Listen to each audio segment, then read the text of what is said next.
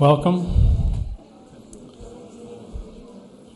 Welcome to the Iowa City Community School Board meeting on Tuesday, September 26th. My name is Chris Lynch. I call this meeting to order. I'd like to thank those in the audience and those on TV for taking an interest in our district business.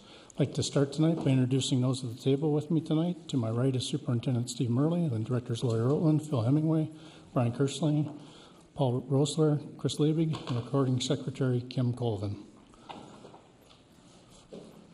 The public is reminded if they wish to speak to complete a speaker form found at the table in the lobby and turn it in during community comments. Persons may speak to the board about topics relevant to the district. All community comment directed at non-agenda and agenda items shall take place at the beginning of the meeting during the community comment section of the agenda. And the first item on the agenda tonight is community comment. Thank you for your interest in the Iowa City Community School District and your willingness to share your comments. You're reminded to give your name, address, and the topic you wish to speak during community comment. Persons may speak to the board about topics relevant to the district. All community comment directed at non-agenda and agenda items shall take place at the beginning of the meeting and be limited to 4 minutes per speaker. Initial community comment to the extent necessary shall be limited to 1 hour. Remaining community comment to the extent necessary shall take place at the end of the meeting. To the extent you're commenting on items not on our posted agenda, the board may ask follow-up questions of speakers, but is prohibited by Iowa open meeting law from responding to questions from speakers or engaging in substantial discussion regarding non-agenda items. First up tonight is Lejane, Walla, and Miriam. I think you're coming up.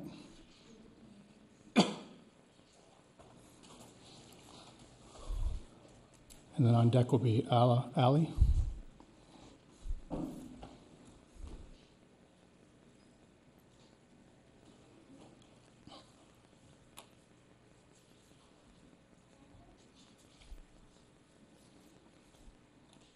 First of all, hello. Hello to all the new school board members, if there are any in the room. I don't know. Yep. Hello. Hi, everyone. You'll be seeing more of us. First and foremost, we'd like to congratulate you all for getting elected as the new school board members. We, as I just said, hope to see more of you. And we hope that we'll be able to establish a collaboration with you this year and open a dialogue, which is why we're here today.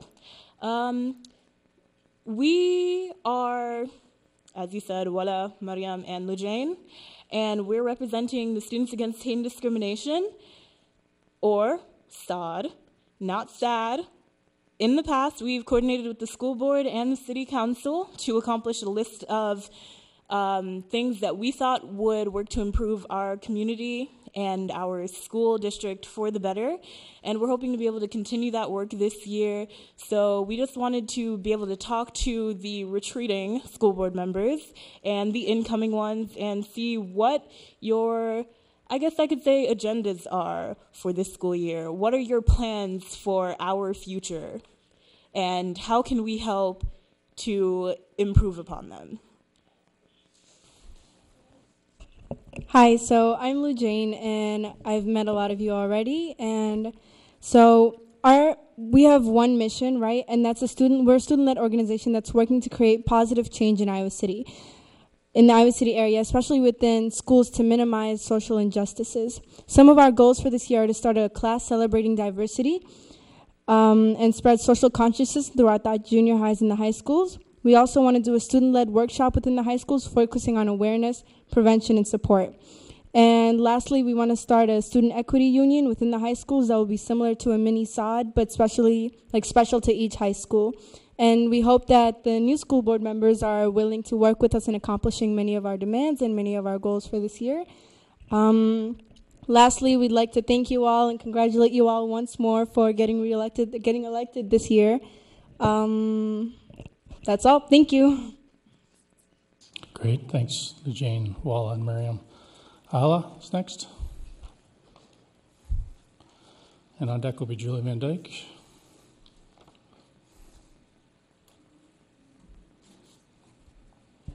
Hi, everyone. I'm the school board representative for West High School, and I'll be here to tell you everything that's happening in West High over the past 2 weeks. I also have a partner, Zina Maki. She'll be here on the other Tuesdays that I'm not here.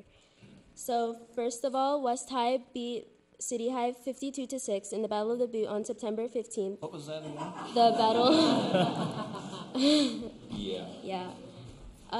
Second, our cross-country team currently has 3 Class 4A individually ranked runners: Kiara Malloy Salgado at 29th, Colleen Blozer at 10th, and Bailey Knock at, she is ranked first in the state.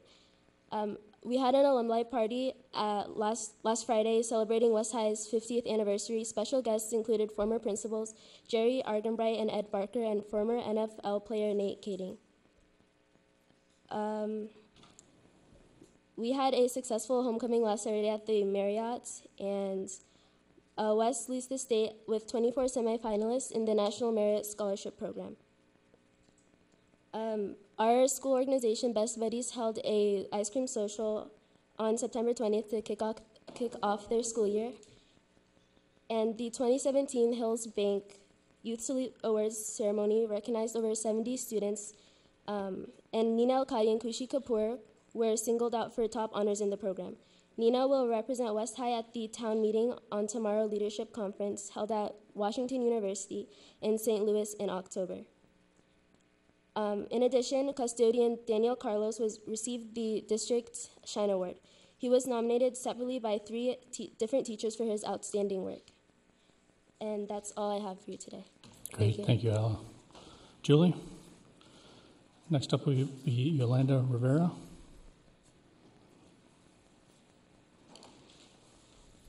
So I heard a lot of promises from newly elected board directors, and I'm looking forward to seeing them keep them. Primary amongst those will be more accountability, transparency from this board and administration and school district.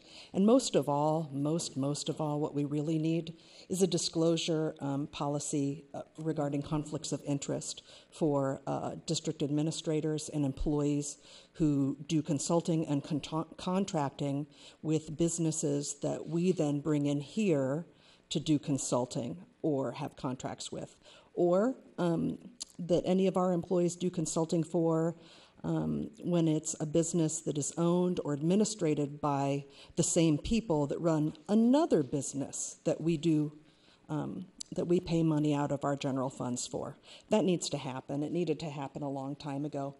I'd point out right now that the Baltimore County Public Schools former Superintendent Dallas Dance, who also consulted for the Soups, and had an interrelationship with the Soups, who he brought in as a contract to that school district, is currently under state investigation right now. And I think we'll all be seeing this come across the news a little bit more frequently. I would point out that from what I'm told and from what I've seen, that this district has a superintendent and a former HR rep, Chase Ramey, who consulted for the Soups. I have the printouts of their pages before they had those taken down. At the same time, we were using a company called ProAct Search, which helped hire Kingsley Botchway, and that there was no public disclosure of that whatsoever. I still don't know how much ProAct Search got from us.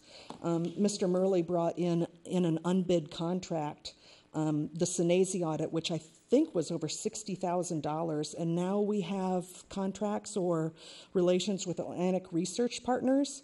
I'm concerned especially because I can't remember what the amount it was, but I remember when the board passed a policy that allows the superintendent to sign off on contracts for, I think it was $20,000 or less. I'm not sure what the current amount is. But if we're going to have that going on and we're going to be bringing in companies that have relations with companies that he consults for or any other administrator consults for, we need to have a disclosure and a conflict of interest policy, period. And it's up to the new board to do it because the old board has failed to meet the transparency promises that they made when many of them were elected, no matter how hard some of them have tried.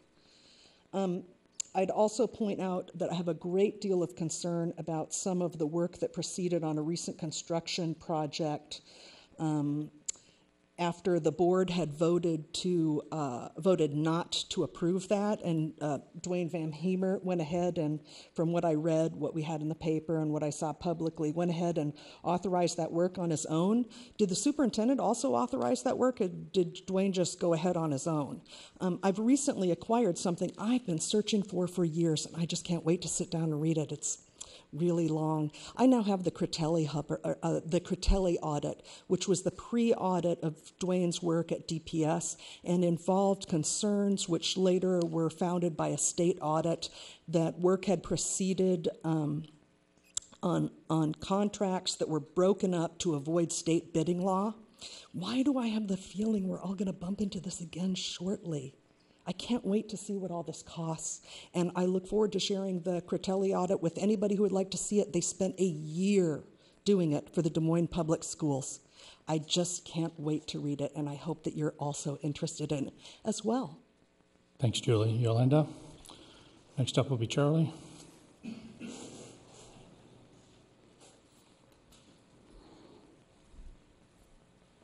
Hello, everybody. My name is Yolanda Rivera, and I'm the chair of the Equity Committee, and I have with me some of the other members of the Equity Committee. We want to thank you for your continued service to those of you who are continuing on the board, and we want to, for those of you who are new, we want to thank you for your new service. During this campaign, there was a lot of discussion about equity. I hope that as we begin the next 2 years as a new board, that you will continue to maintain that focus on equity and make it a priority on our district. We have and we will continue to review and refine the equity plan. We look forward to a continued partnership because it is important work that needs to be done. Thank you. Thanks, Yolanda. Charlie. Next up will be Caroline Ditterly after Charlie. Thank you, President Lynch. My name is Charlie Eastham. I live in Iowa City. I wanted to make a couple of comments about the recent ruling by a local magistrate in regard to the suit that was brought regarding the Hoover Elementary School demolition proposal. As you know, the magistrate has received a motion from the district attorney to establish a fairly substantial bond that the plaintiffs in this suit would be required to make. I don't want to talk about the merits of the suit itself or the bond proposal or so forth.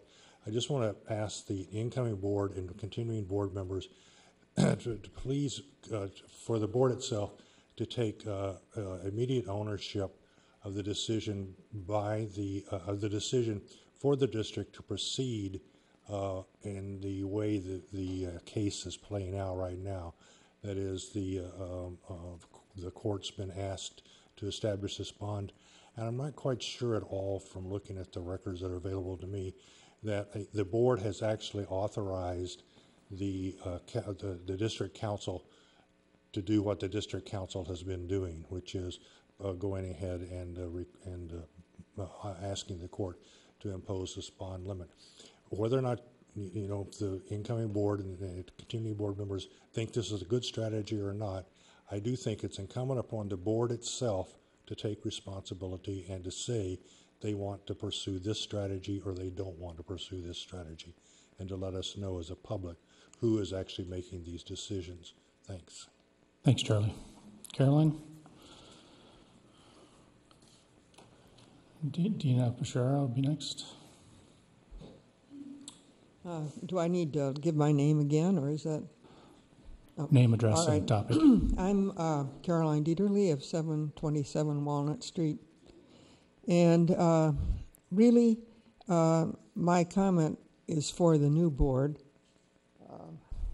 who are all sitting there, and I hope that they can act pretty much as Charlie said. I had no idea Charlie was going to make the comment that he did, but he's absolutely right, and I agree with him.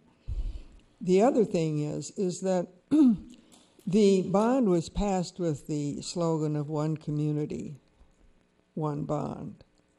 And at the moment, we really don't have one community because there was a significant rift caused by the whole issue of Hoover and the possible use of the Hoover grounds for the City High upgrades. And I did look into this, and I know that City High has a very large footprint lot. And I noticed that in the case of Mann School and Lincoln School, The board managed to avoid the expense of condemning property nearby and thereby annoying the neighborhood considerably and causing quite a lot of disruption by having a very intelligent architect draw up plans that allowed for the same improvements that had been planned before, but did not require the acquisition of any other land. And I would like to suggest that the new board look into doing this for the City High Hoover controversy too, because the Hoover people have really gone the extra mile with a 2,500 signature petition and being basically wrongly barred from having that on the ballot, and now being asked to post a $1.25 million bond. This kind of thing is not going to make one community at all. It's going to produce a continuing and lasting, festering rift. And so I would sincerely hope you would look into doing what was done for Mann and Lincoln and laying this whole ugly controversy to rest. Thank you. Thanks, Caroline. Dana? Next up will be Jesse Witherthal. Hi, I'm Dina Bashara, and I have 2 kids at Shimmick Elementary. So first, congratulations to our new board members. Excited to work with you and to thank you, outgoing board members, for all your work. I'd also like to say on the topic of new people that I've really appreciated our new special education director, Lisa Glenn's responsiveness to me over the past few weeks. I've had the opportunity to exchange some emails with her, and so far I'm, feeling pretty excited about being able to move forward in a constructive and reform-minded direction. So shortly after the presidential election, and this is really just as much for you guys, obviously, a sign was posted at the front of Shimmick Elementary and many other schools, and its message was, in a nutshell, "You are welcome here." And I won't lie, a lot of us got all warm and fuzzy seeing this message of acceptance, inclusion, and hospitality. And just the other day, I drove past Southeast Junior High and saw the same message spelled out on its big sign facing First Avenue. And it's a really nice message. And then the other day, I took a few minutes to review the ICCSD belief statements, which are available online, and saw this sentiment of inclusion and acceptance also reflected there. 3 examples. Each person has intrinsic worth. Self-esteem enhances personal motivation and achievement. And the understanding of and respect for human diversity are fundamental to individual rights and enrich community life.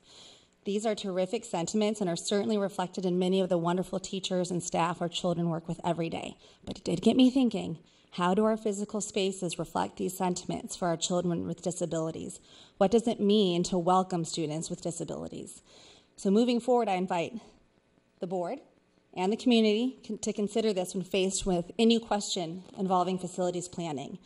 When a student with significant emotional and behavioral challenges walks into their classroom every day and sees a 6'6" by 6'6" plywood seclusion box lined in black rubber, are we communicating through our actions that they are welcome here?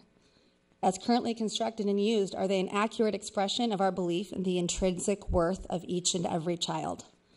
I visited many, though not nearly all, of our district's playgrounds with my children. At each one, I have taught them to look around, and now they do it on their own, and ask themselves, is there a single fun thing for a kid in a wheelchair to do here? In almost every case, the answer is no. Are our playgrounds welcoming for children in wheelchairs? Are our playgrounds honoring their intrinsic worth?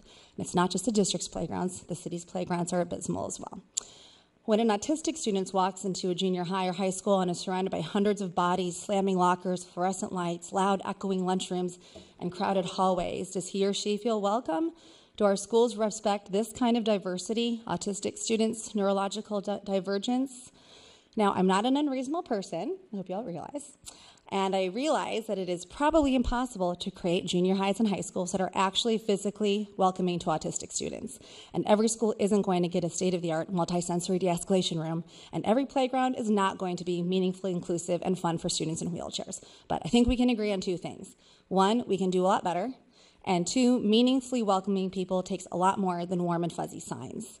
It may come as a surprise to some that I'm the daughter of a first-generation immigrant from Egypt, and Egyptians know a thing or two about hospitality. When someone is your guest, you don't just throw out a welcome mat and pat yourself on the back for a job well done. You proactively accommodate their needs.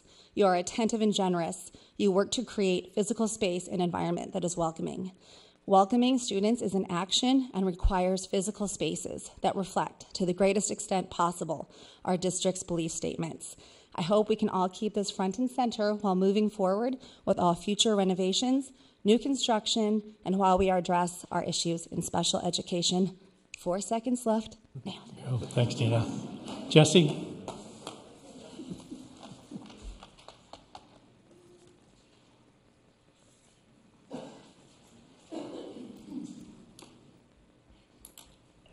Hello, my name is Jessie Witherell.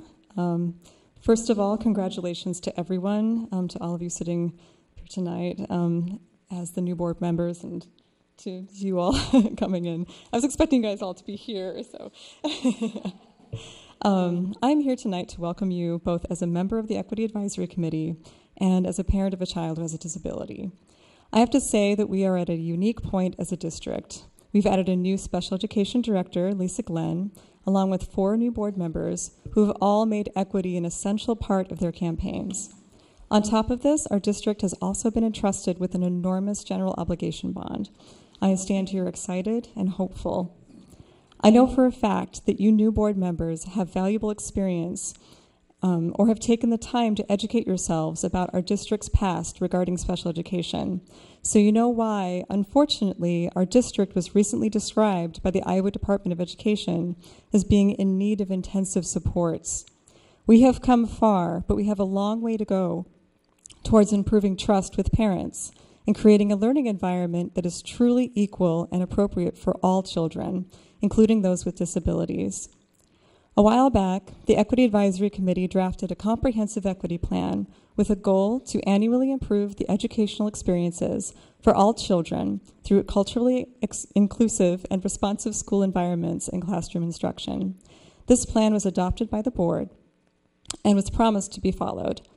As a member of this committee and as a special education parent, I encourage all of you to use it going forward as a tool to look at every issue, especially special education, through a lens of equity. Ask difficult questions. For example, ask how can we make our current seclusion rooms more equitable so that children can feel safe and valued inside, not punished? Ask, is it equitable that some children can't access playground equipment or play with peers because their wheelchairs get stuck in mulch? What as a district can we do about this? Ask how we can improve communication with non-English speaking parents to alleviate confusion and ensure that the right services are being given. Hard questions with hopefully some brave answers. We now have the resources and the guidance we need as a district to move forward and address equity questions like these. We can do things like invest in truly accessible playgrounds, improve special education and behavior classrooms to make children feel safe and valued, and staff feel safe and valued. Engage with parents and committees like the Equity Advisory Committee and make those informed decisions that will ensure that our district is truly equitable for all. We can't repeat our past. We are here. Parents are here. We want to work with you. I look forward to seeing what this new board has in store, and thank you for your time. Thanks, Jesse. That's it for community comment. Next item on the agenda is the consent agenda. In honor of your last meeting, I would like to pull 5, 7, 8, and 9. 5, 7, 8, 9. So that's music, interfund, resolution, and yes, toying. and 7 and 8 can be, that's purely informational, and those both can be addressed at the same time. Entertain a motion. I move that we approve the, oh, sorry. Are you going to pull one? Sorry.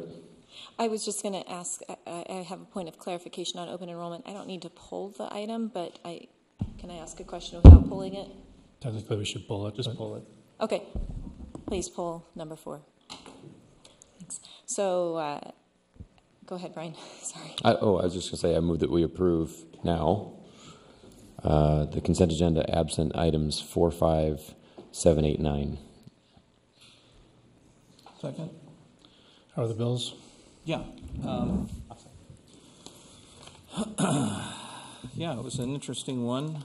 We had a new category on there for people who are watching. We had our first Code 31, which will be Go Bond expenditures. We had, by my figures, $76,076.04 already going into that, and part of it is through this funding, which we'll talk in there. Also, there was found a bill that had been paid twice. It was on Unit 57, and I just have to say my relationship with Unit 57 is long and well documented from its purchase, and that it was with a local vendor, one that I know, and I think that Rusty and his wife would have sent the bill back, sent the overpayment back anyway, but it was just a small clerical thing. So there will be a $412.73 difference than what is actually on there, but everything else went through. By my tally, too, on the Penn construction, we're well over $100,000, and we probably ought to have an accounting of that at some point in time. So. All right, thanks, Phil. Any other discussion on the bills? All right, Kim, ready to vote? Online voting is open.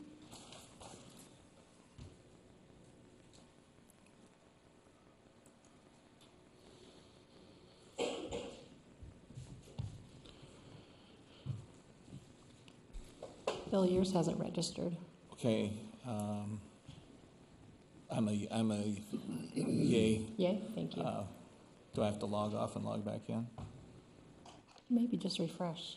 All votes have been cast and the motion carries with all directors voting in favor. This thing? All right, next item on the agenda is the purchase of the 61820 Fairchild Street property. Craig? In order to proceed with the renovation plan that has been drawn up for Mann Elementary, this one single property needs to be owned by the district. We will remove the house, a duplex that sits on that property. Next summer, we currently have an agreement where the tenants will be able to use that property through June 30th of 2018. I'd entertain a motion. I move we approve the purchase of the 618-620 Fairchild Street property. Second. Discussion? Craig, like you say, this is aligned with our Mann plan, which we've reviewed the last couple of meetings, and it's very exciting, and this is in line with what we've discussed previously, so thank you for all your work on this. You're welcome. Further discussion? Kim, ready to vote? Online voting is open.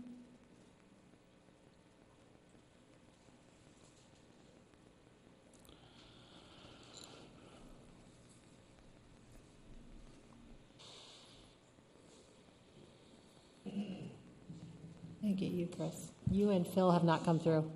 Yes. Oh, I'm sorry, Chris. Yes.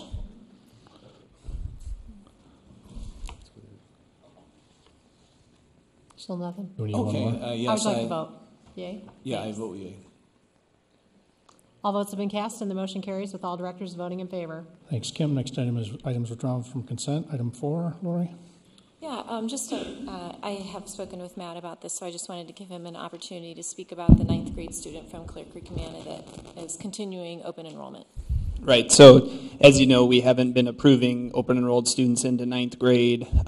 This situation came to our attention about the 3rd week into the school year. The student moved last December and continued to finish the school year, moved to a North Liberty address, thought they were still in the Iowa City Community School District, and then as our registrar was double checking current addresses, we learned that that address in North Liberty is actually a Clear Creek address. So we're presenting it to you for approval because the student's already presented to school, been in classes for 3 to 5 weeks. We just felt it was in that student's best interest to continue at this time. Typically, when new students move into the district, of course, we catch those and we have a process for reviewing addresses. But since this was a current student that had technically moved outside of the district but continued to be enrolled with us, it wasn't caught until about that like I said, 2 to 3 week timeline in. I move that we approve open enrollment as presented. Second. Further discussion? Okay, I'm ready to vote. Online voting is open.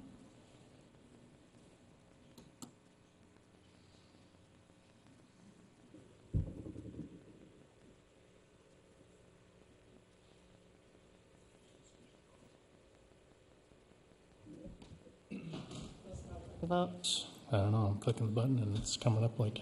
Phil, how would you like to vote? I know.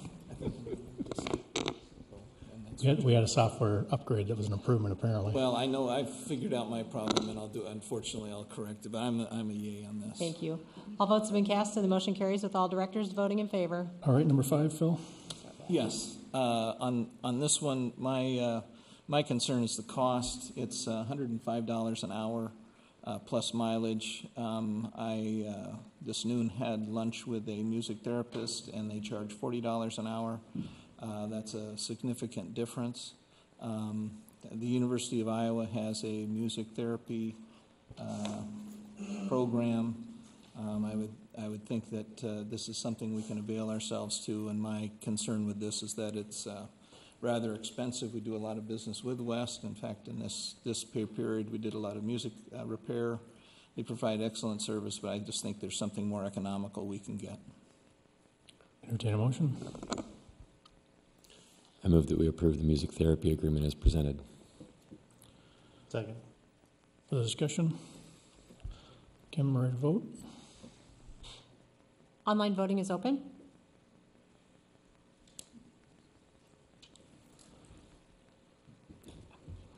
I clicked yes. Thank you. Telling you. And I'll be goats on the go, nay. Okay, thank you. All votes have been cast, and the motion carries with directors Liebig, Rotland, Kirschling, Lynch, and Ressler voting yea, and Director Hemingway voting nay. All right, thanks, Kim. 7 and 8, Phil? Yes, and this is just informational. Director Hemingway stopped by earlier, and we were able to talk before the meeting, and I'll just take these two resolutions together because they basically function the same way. He so appropriately pointed out that we have implemented Fund 31, which is now our bond fund, and a good best practice accounting is to always code the original documents to the expenditure fund in which they belong to as early as you can in the process. And so once we received the approval from the community that we were able to move ahead with the bond, any design work that we were currently working with and the planning process for engineers and so forth for the Mann and Lincoln and the phase 2 of Liberty and the new elementary building and those projects that we currently have under design. As those bills come in, we'll be coding those specifically to Fund 31, which is the way we need to account for that. But we haven't sold any bonds yet, and so we really don't have any cash to pay for those expenditures.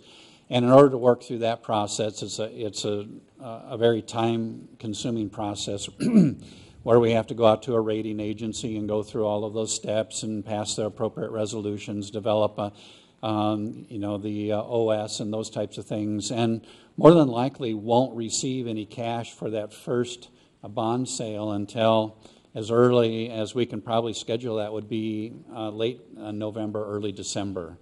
And so in the meantime, we need to cash flow our expenditures in Bond 31, and so we need to borrow money from another fund in order to do that. And what's nice about borrowing from yourself is a no-cost option because you pay yourself interest in one fund or the other, and so that's what's really nice about it, is that it's just the formal way that we can move cash in between funds. The same thing goes for PEPL. We have so many of those projects that we do early on in the year, in the spring, early summer. This year, we got so far ahead on these projects that we spent about $1.5 million more than we had cash in bank for in doing those projects early, and our first property tax distribution isn't until October. We receive about $10 million under PEPL each year. The first property tax distribution will be around $5 million. And so this will more than repay our $2 million loan, but it's just a timing issue. It's a cash flow issue. And so we're asking for that approval this evening. And again, we're paying ourselves the interest, so it's a no-cost borrow for us. Thanks, Greg. I entertain a motion. I move that we approve item 3, interfund loan resolution. Second. Further discussion? I just asked, we've done this before based on cash flow, and it's pretty normal practice. Yep. Like I say, it's good practice. So, further discussion? Do we want to add the other one in as well? Thank you. I guess my understanding of the motion was both. It's showing up as, excuse me. Yes. Right.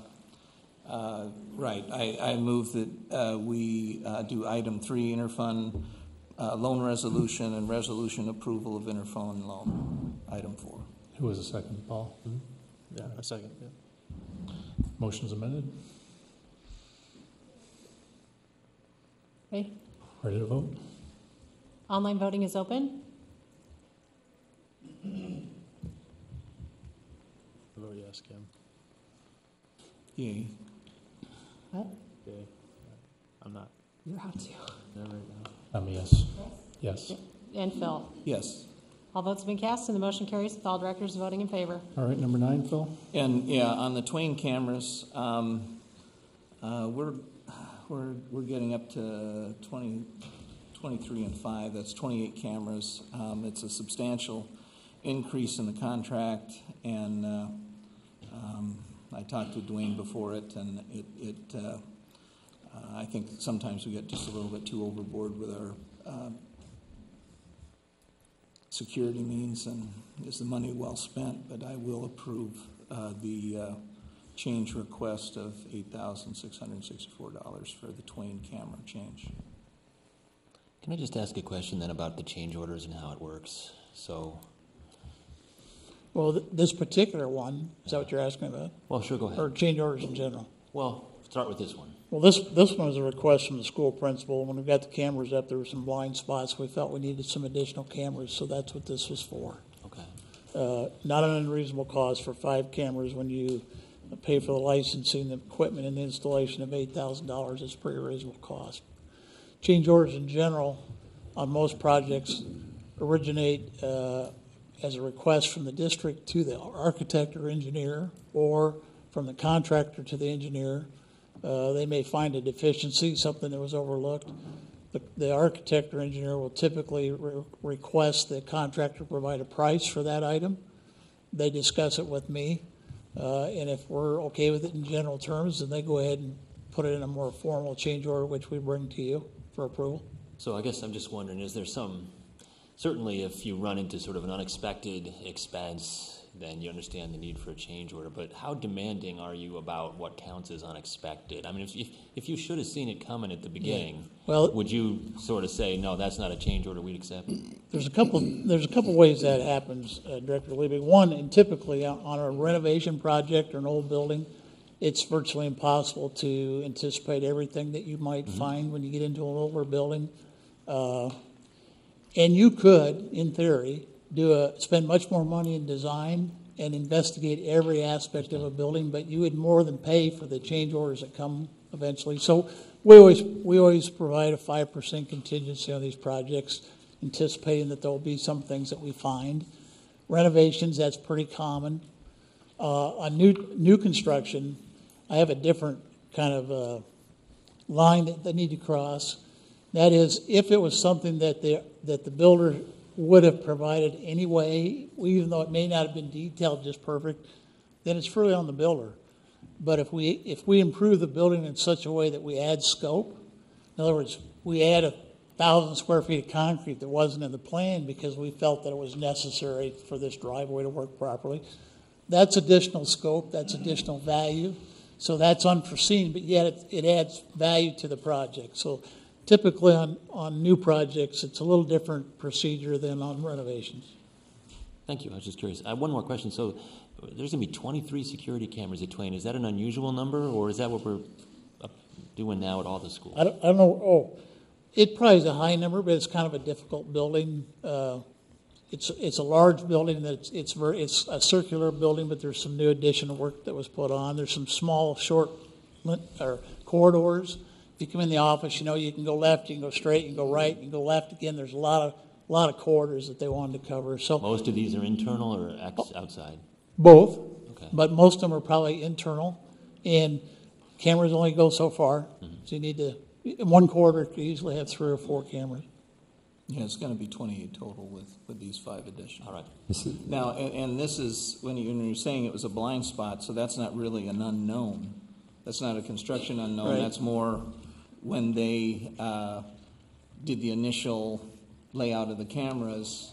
So I don't really see that that's our fault that they didn't take into consideration the range of their cameras wouldn't be sufficient. But back to my earlier point, if they'd done a more thorough job, the cameras would have been in anyway. We would have paid for them at the beginning as opposed during construction. And I just want to clarify, this is something that Principal Negus has asked for. Yes. Excellent. Thank you. Entertain a motion. I move that we approve the Twain security cameras. Second. Further discussion? Kim, ready to vote? Online voting is open.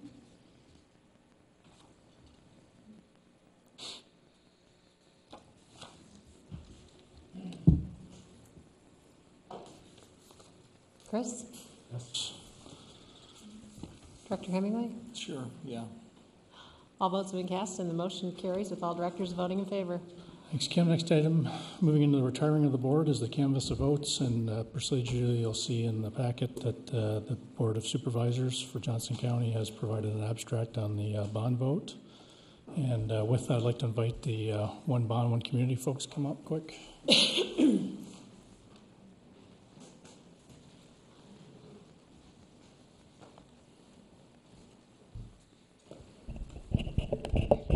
We'll just get everybody up here. So first I want to thank the total community for outstanding turnout. I think everybody probably knows it was a record turnout, almost 23%. Hopefully we can make that like the new normal. And it'll be November elections going forward, so it'll probably be a big turnout. But thank you for the community for voting. And I want to thank the candidates, everybody who ran. 7 people ran. It's 70,000 people could have ran. 7 did. It's a significant effort. I want to congratulate the new board sitting here and the 3 that are remaining. It's an exciting time, and congratulations to you. And then in recognition of the One Bond, or One Community, One Bond team, I just want to say thank you for running a very positive campaign. Thank you for running an informational campaign. Thanks for bringing people across the district together for a common objective. And we got a little plaque here. We're going to keep this at the ESC, so we'll keep it here. But in appreciation of the community leadership team that worked to pass the GO bond to fund the completion of the district's facilities master plan, a big thank you to Daniel Wasta, Mary Kate Pilchayak, Kelly Terrell, Kate Moreland, Mitch Gross, Josh Schomburger, Jen Greer, Amy Johnson, Rod Sullivan, Tim Cardy, Nick Burgess, Matt Hayek, Kathy Pugh, and Kim Casco. So thank you very much.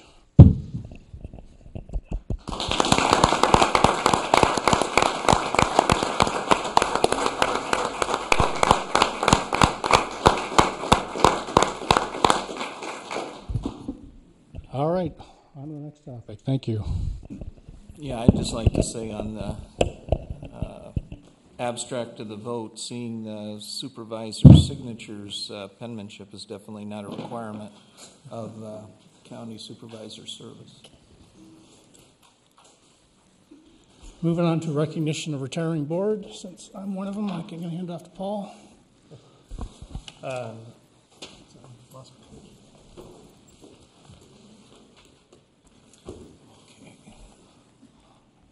As you all know, we have 3 current members up here that are retiring at the end of whenever I stop talking, I guess. But I just wanted to take a moment to recognize each one of them for the work that they have done in this district while on the board. Starting with Chris, my own personal thought, I appreciated the critical thinking that you put into this. You're always willing to ask the hard questions or any question really. And some of the things that Chris did while he was on the school board, he was on operations committee. He was part of policy and governance committee. I believe you're alternate to the advocacy and engagement committee, which morphed into, yes. According to Kim, you were, and she keeps great records. You're on the Iowa City Assessors Conference Board, the Health Insurance Committee, the Education Committee, and the Financial Oversight Committee. And I appreciate all those roles that you played here in the district. To Director Lynch, hopefully whoever the new president is, they'll finally pronounce my last name correctly. I didn't know you were that sensitive, man. I'm not. I let it go. Yeah. We all enjoyed his Canadian accent, and I don't know anybody that doesn't say process without saying process now. So he all takes us out on his boat. Yes. Boat time. One comment from a community member that interviewed Chris at one time during this last election called him a bullet because he was so on point. And he was intimidated because he was stared down, but that's just Chris. That's just his personality. Some of the roles that Chris had while on the board, he was the president, obviously. On the education committee, the operations committee, he was the representative for the Iowa City Community School District Foundation. He went to many DPO meetings. He was on the health insurance committee, financial oversight committee, the meet and confer, the off-schedule and technical administrators. He was an alternate on the Advocacy and Engagement Committee. He was on the Metropolitan Planning Organization. He was an alternate on the Liberty High Transition Task Force. He was involved in negotiations with teachers and building secretaries, worked on curriculum review, and had received an award for better boardsmanship from the ISAB. So thank you for all your work there. Finally, Brian Kirschling. As we mentioned earlier, meetings might be a little bit shorter now because Brian will be gone and there'll be less words. Although I did appreciate his deep knowledge and ability to recite every policy that's in our district, being part of the Policy and Governance Committee for, I think, all of your time on the board. During Director Kirschling's time here, he was the vice president. He was on the Operations Committee, the Education Committee, the Policy and Engagement Committee, which morphed into Advocacy and Engagement and turned into Policy and Governance Committee. So that was he was on the Johnson County Assessors Conference Board, the Coalition for Racial Justice, DPO, the Meet and Confer for our administrators, building secretaries, and food service. He was our delegate for the ISAB, the Iowa Association of School Boards. He was on the Financial Oversight Committee, the Curriculum Review group, and also received the Better Boardsmanship Award from the ISAB as well.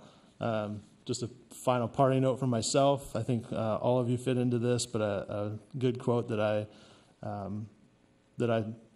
like, and I think you guys will appreciate, is actually comes from Tina Fey, and she says, "Whatever the problem is, be part of the solution. Don't just sit around raising questions and pointing out obstacles." We've all been there, so I think that you guys have all worked towards a solution, and I appreciate that and everything that you guys have done for the district.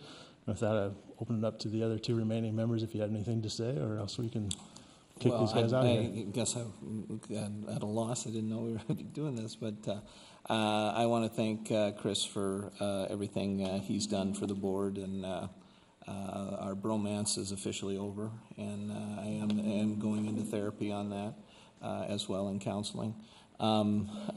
Chris, I was reflecting when I came on, nominated you as president, and it was one nomination. So I want to thank you for all the work. We haven't always agreed, but I always felt that you were true in your convictions. And Brian, I think they left out the IPM committee for you in service, but that was a big one that Brian was on, and I guess I'll have to get used to someone else next to me, but it will happen, and I'm sure you guys will all enjoy your Tuesdays and everything like that. And I know Chris has some books he's going to read, and you guys probably have some hobbies or things you want to do, so enjoy your time, and thank you for all that you've done for the community. I'll just add my thank you as well. This is a tremendously difficult job, as only those of us who have sat in these seats know. We've all missed music concerts. We've all missed birthday parties. I know Brian left his family vacation one time to come to a meeting. I commend you for your time. The two of you serving 4 years. Thank you for your leadership and for the time you've put in, and Chris for 2 years as well. We have been through so much. I've only been through 2 years of that. You guys have been through 2 years of a lot of work. I look at what we've accomplished in the time I've been on and then the time you've been on, and we have come so far. I'm very proud of where we've come. We haven't always agreed. Everybody knows that. It's not a secret. But I feel like we've been able to still make progress and move ahead. So I appreciate the time you've put forth, and I hope you really enjoy your time off now. We'll definitely think about you Tuesday nights. But I want to give us an opportunity for any parting comments. Chris, do you have anything you want to say? Boy. Well, I appreciate working with all of you also, and really enjoyed the experience, and really just feel like it was a privilege to have done this for 2 years, especially to have done it for just 2 years. But I would just thank everybody, and did not, it was sort of, came unexpected to me that I would be even running for this, and that I would be an elected person at some point. Wasn't what I was thinking was going to happen, but I have to say, like I say, it was just a privilege to do it. Even during the moments when everybody's upset about something, it was still, it's what a great experience to have done, and I just have to thank the people who enabled me to do it. Thanks, Chris. Brian? Well, in keeping with what Director Ressler has alluded to, I prepared some words for you. Thank you to the community for giving me the opportunity to serve. 4 years ago, I stated that our schools were a barometer for our community's health, and I do feel that we are much healthier now, and the future is indeed bright for our district. Thank you to my family for being willing to give up having a dad and husband for the past 4 years. Your sacrifice has been just as great, if not greater than mine. Over my time, I've learned a lot about education, about our community, and about myself. I've also learned that the answers are never as clear-cut as they might seem. I've enjoyed working with Steve and his team. They're all highly dedicated to every child in every classroom, despite what some critics might say. They are all stars united around a common vision of excellence. Steve, thank you for sticking with us and for always showing up with a smile and a positive attitude. You're the glue that holds the team together and produces results in the face of blistering criticism and seemingly insurmountable odds. Chris, it's hard to remember, but we were rivals in 2013.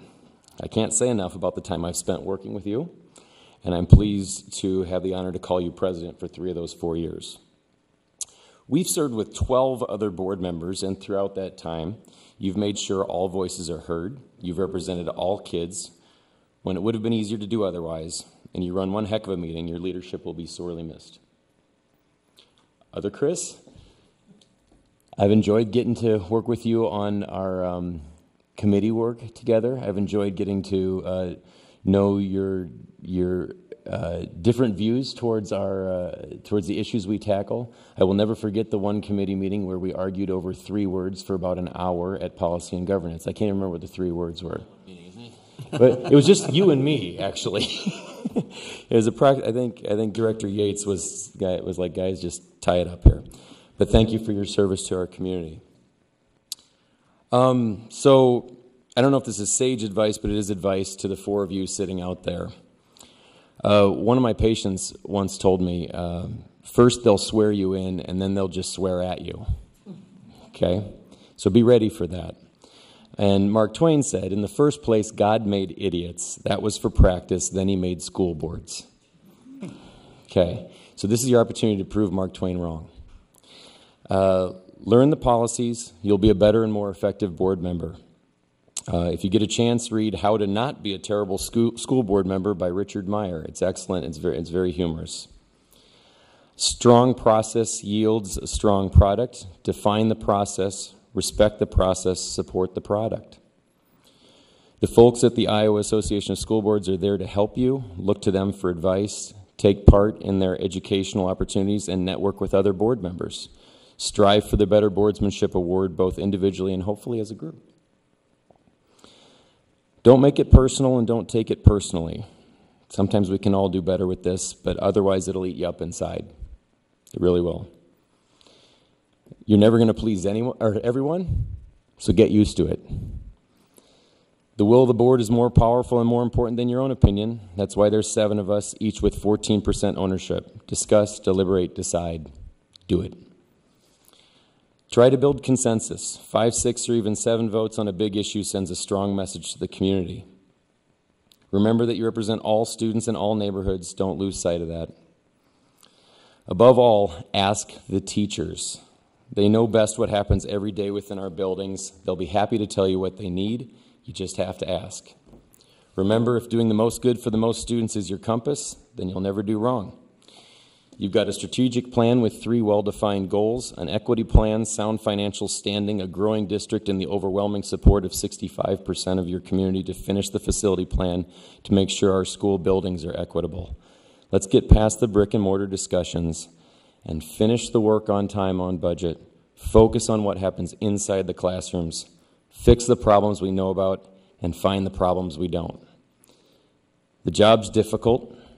Make a plan to deal with the stress in a healthy way and find that balance that helps you avoid burnout.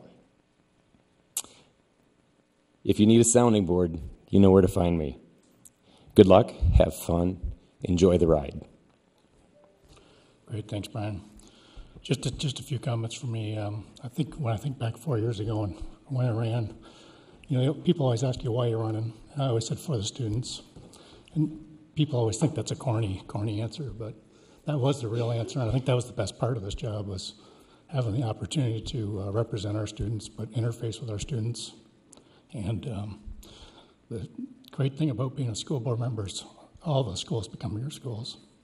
So it's not the ones your kids are going to, it's all the schools are your schools. So that's been great. It's been a pleasure to represent all of our staff. I hope you've always felt supported, especially in tough times like the last legislative session. Because we always wanted you to have our support, so hopefully you felt that.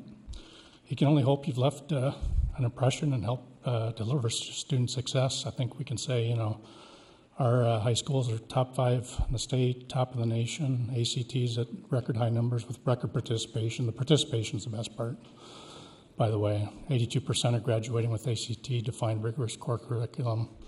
Top 2/3 of our high school students in the top quarter of the nation. 3,133 students in technical and career opportunities. The addition of Kirkwood is just amazing. So, versus 4 years ago, if you think about what we have now versus what we had 4 years ago, it's amazing. And that was just 2 years ago. I think the best part in the last year was delivering, and we need to maintain this at plus 10% reading proficiency in the last year in our schools with the greatest opportunity, and that was really driven by the RAM, weighted resource model. I still say I think in the history of the school board, that's probably the most significant policy ever implemented, and we're seeing that happen. So a few highlights versus 4 years ago. We do have a strategic plan. We had a lot of debate at the time about the need. We had a lot of debate about the goals. Were reading and math too simple? Should equity be part of it? And I got to tell you, I think the goals were absolutely brilliant. The equity committee helped us big time. Thank you to the equity committee for helping us craft the goals. Because when we got into reading, there was huge disparities that needed to be worked. When we got into math, there were huge disparities that needed to be worked. 4 years ago, we didn't have an equity plan. We didn't have a student achievement plan. Transparency-wise, we didn't have board docs. We didn't have thought exchange. Just lots of ways for people to contribute. I'm glad to hear the school board candidates coming in spent a lot of time talking strategic plan and equity plan, all that good stuff. One thing they didn't have to talk about was budget. When we started, we were 12 months away from going below zero, and now it's in control. So that's going to be tough moving forward, but look forward to that. And the facilities master plan is fully funded. So if you think about Liberty High coming on, new elementary schools, we hadn't seen new elementaries on the east side of the Iowa River since 1970. We've had 2 in the last 2 years, and elementary air conditioning will be effectively complete next year, right? So it's just tremendously exciting. The only thing I can say about the facilities master plan is get her done. Now that cash flow isn't a constraint, we're unleashed in terms of how fast we can go, and I think that's exciting. So all in all, I hope we've left a great base for the next school board. Take it to the next level. It's a huge opportunity, especially in the areas of our biggest learning opportunities. My only message to the next board is, one is your first job is your individual and collective onboarding and development. So take the time to do that. Even you think you know it a lot, but you really, when you get up here, you realize how much you don't know. Do the new member onboarding, do Leadership for Student Learning. I'd highly recommend that. Get signed up for the IASB convention. Figure out a board retreat or whatever you're going to call it to get together on common objectives. And then I think that so that's your first job, get yourself on board. And then your second job is to maintain and leverage a strategic plan and just always focus on the success of our students. If you focus on that, you can't go wrong, really. So with that, I'll say farewell. It's been great. Thank you all. And next. Can I maybe just chime in one more comment? Sure. So one of the things that everybody always says, it's a thankless job. I have to tell you, people are always saying thank you. Thank you for your service. I mean, we saw it at the microphone even tonight. And, I do think it's possible to sort of take things for granted about the community you live in. You have a pretty nice community here. I have a brother-in-law who was on a school board in another city in a different part of the country. And I was talking to my sister recently, and she said to him, remember that time when someone threw a glass of water at you when you were on the school board? And I heard him yell from the background, it was a pitcher of water. So, things get a little bit contentious sometimes up here, but I really do feel like, people are awfully nice. And there's an awful lot of people saying thank you, and I say thank you right now to the four of you. And there's a lot of passion, and I just say always participate, always be proactive, and always be polite. So with that, the next item on the agenda is the adjournment of the school board, and I declare that this board is adjourned, Sandine. Hopefully I said that right. Latin stuff for me. And I hand off chair of the meeting to Board Secretary Craig Hansel. Thank you. We'll take a few minutes.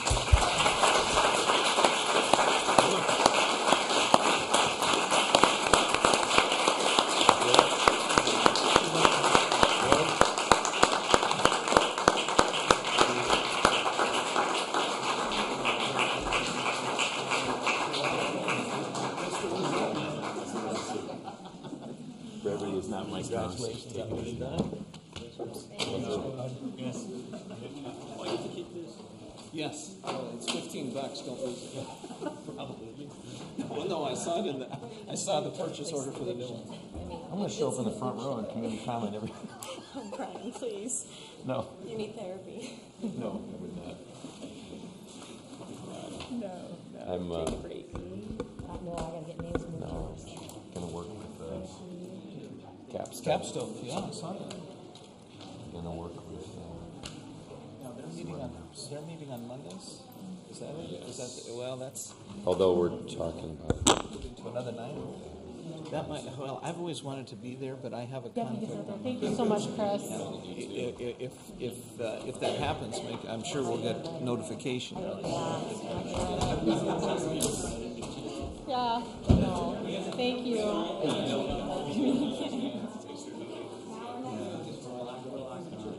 Thank you. I did too. Hey, Have the best seats. you can see that stuff on that table there. We're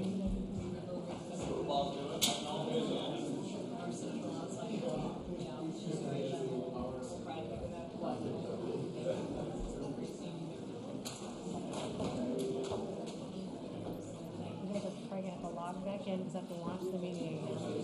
I need to log out.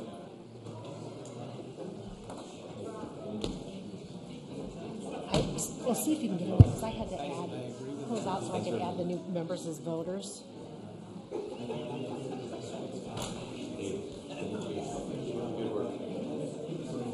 Yep, be perfect. Thanks so much. All right, I think I'm good. Probably just refresh, maybe. Yeah, well, my problem was I had logged in mistakenly on Pro instead of the other one, so... And I just had to log out so I could add them as voting members, so you can have to do it again. Okay. Yeah, should we do that? It probably just to be safe. And refreshes. Right. Refresh what refreshes. And you know what? It might kick you to the. Okay. Yeah. So you just have to get back in. All right. No, I think it was that I just had mistakenly logged into the wrong one. Okay, I'll keep moving down. No. Welcome. I'm just going to sit right here.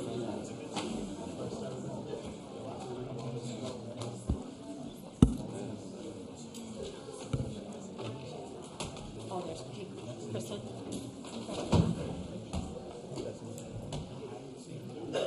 Yeah, I saw that. That's yours.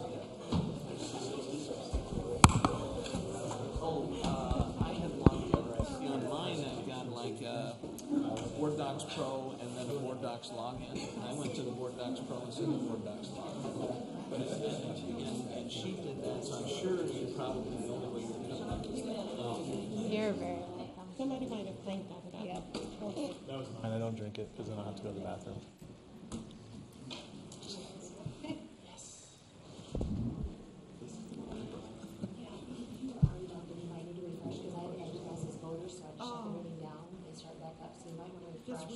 Yeah, that way you're voting box. Thank you.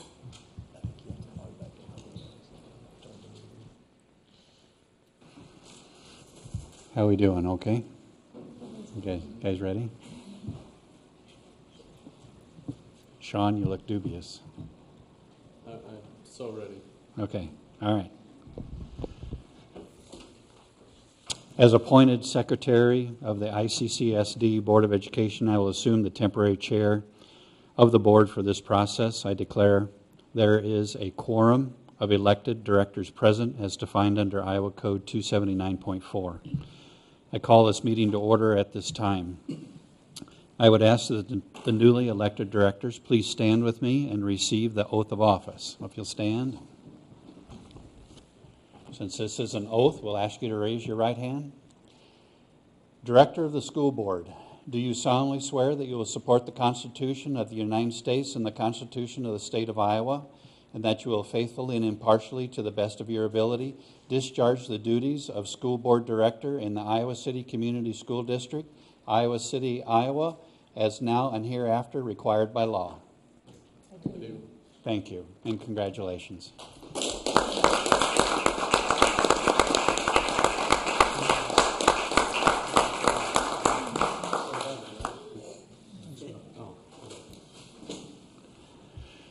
All right, we will now proceed to perfect the permanent organization through the election of officers.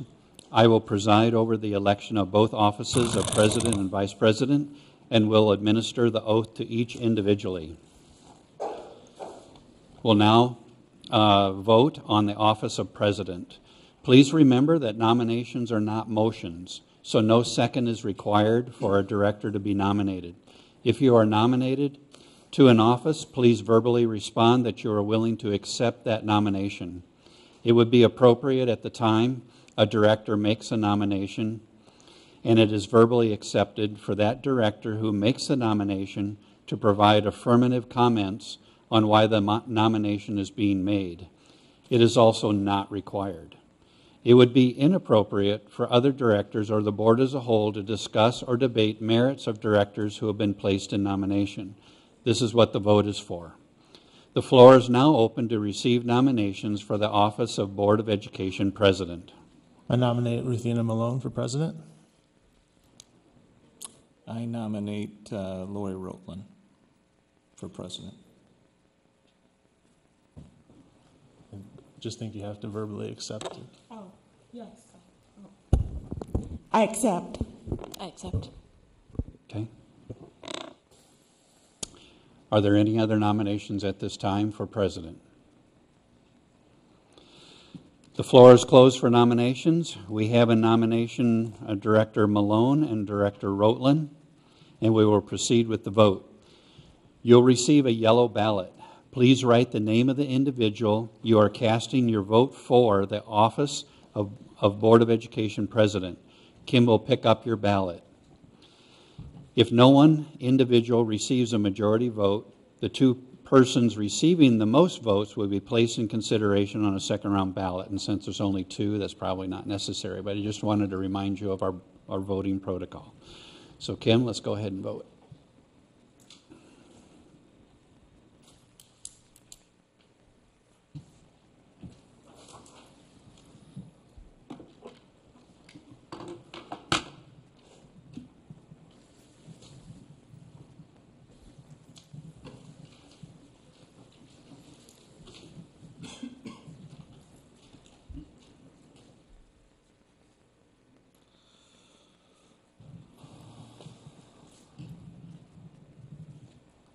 so I apologize.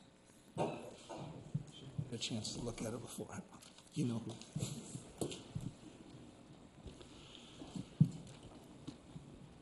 All right. For the vote, Paul Ressler votes for Ruthina Malone. Sean Eystone votes for Ruthina Malone. J.P. Clausen votes for Ruthina Malone. Janet Godwin votes for Ruthina Malone. Ruthina Malone votes for Ruthina Malone. Lori Rotland votes for Ruthina Malone. Excuse me. And Phil Hemingway votes for Lori Rotland.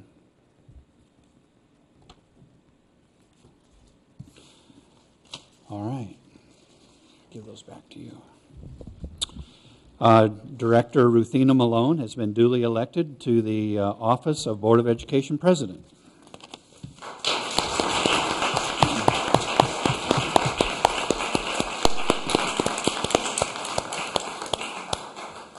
Yeah.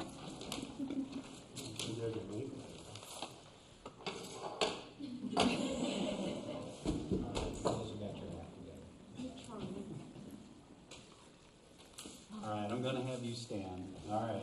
We'll now administer the oath upon the office of the President. Do you solemnly swear that you will support the Constitution of the United States and the Constitution of the State of Iowa, and that you will faithfully and impartially, to the best of your ability, discharge the duties of School Board President in the Iowa City Community School District, Iowa City, Iowa, as now or hereafter required by law? I do. Thank you. Thank you. Congratulations. Thank you.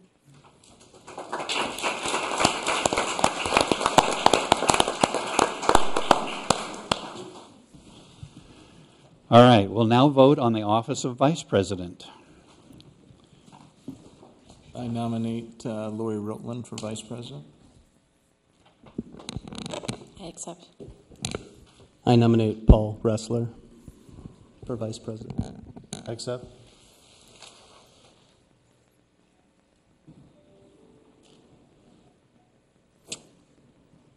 Any other nominations? Okay, the floor is now closed for nominations. We have in nomination Lori Rotland and Paul Ressler for the office of Vice President. We'll now proceed to vote. Kim will distribute a blue ballot this time. Please write the name of the individual you are casting your vote for the office of Board of Education Vice President, and Kim will pick up your ballot.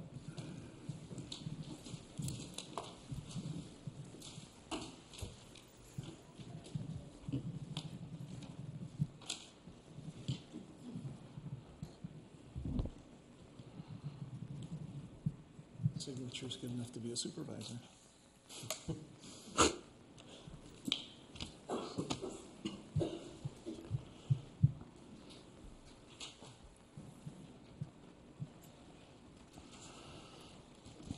All right. Director Hemingway votes for Lori Rotland. Director Rotland votes for Lori Rotland. Director Ressler votes for Paul Ressler. Director Eystone votes for Paul Ressler.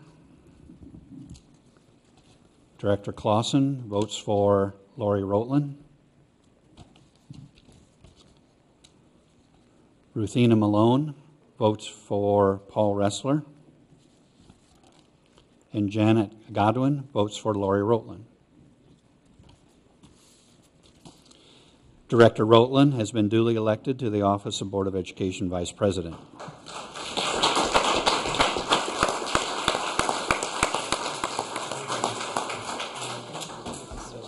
Okay, before you get away, let's do the oath.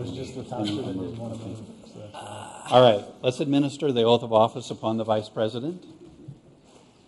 To the Vice President of the Board, do you solemnly swear that you will support the Constitution of the United States and the Constitution of the State of Iowa, and that you will faithfully and impartially, to the best of your ability, discharge the duties of School Board Vice President in the Iowa City Community School District, Iowa City, Iowa, as now and hereafter required by law?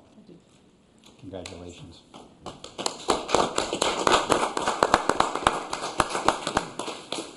Okay. Now the new officers will assume their elected duties.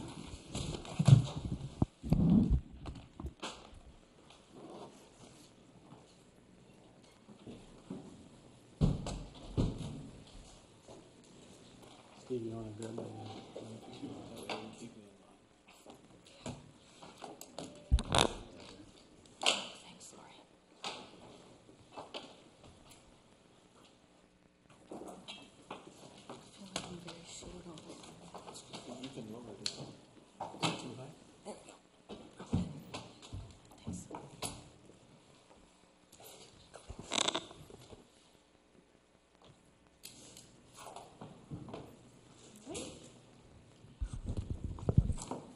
Next on the agenda, we have determining the time and place of our regular board meetings.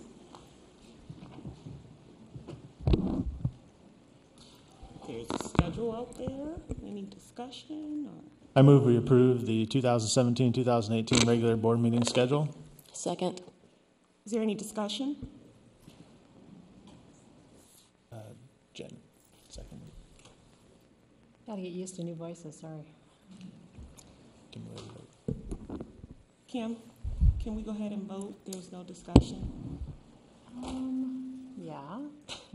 Maybe. Except I'm getting the old board here.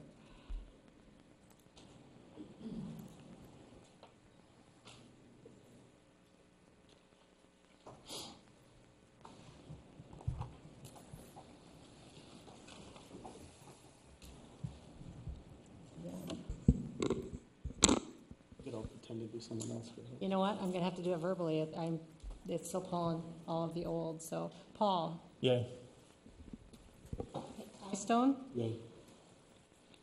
Clausen. Yay. Malone. Yay. Rotland. Yay. Hemingway. Yay. Godwin. Yay. All directors voted in favor, and the motion carries. Thank you, Kim. Next on the agenda, we have School Corporation Council.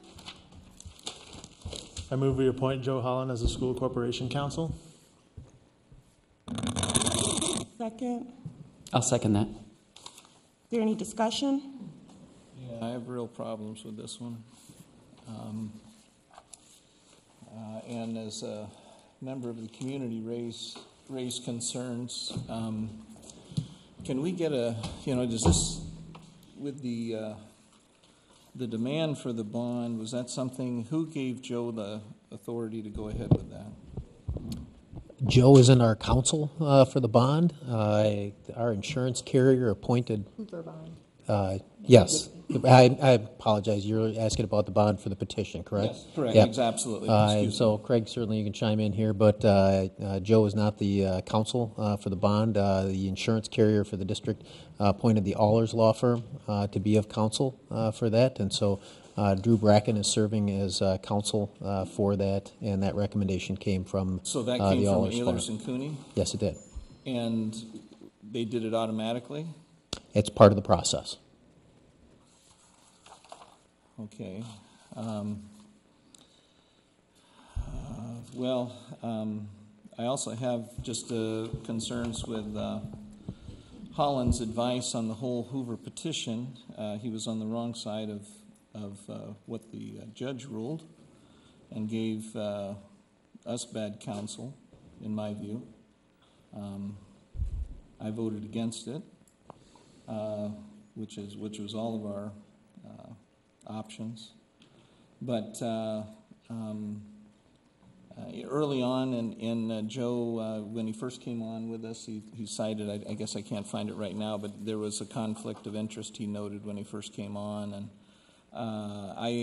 if anything with the Holland Law Firm, I could possibly go for a temporary extension until we find other representation, but I don't feel we've been getting the best. And in one of his things, just in fees and expenses, he says the value to the client, this includes the number of factors, including the results obtained, timeliness, service, and the importance of the matter. Just in my own profession, there'll be times when a person comes in and they've got huge issues with their car, and it's their service engine light's on, it's a big crisis for them, it's not running right, it's using a lot of fuel, and it's a simple vac hose. And it's easily diagnosed in 30 seconds, and you put it on and they go. Now, to that, in this, using Joe's expense statement, it's very valuable to the client.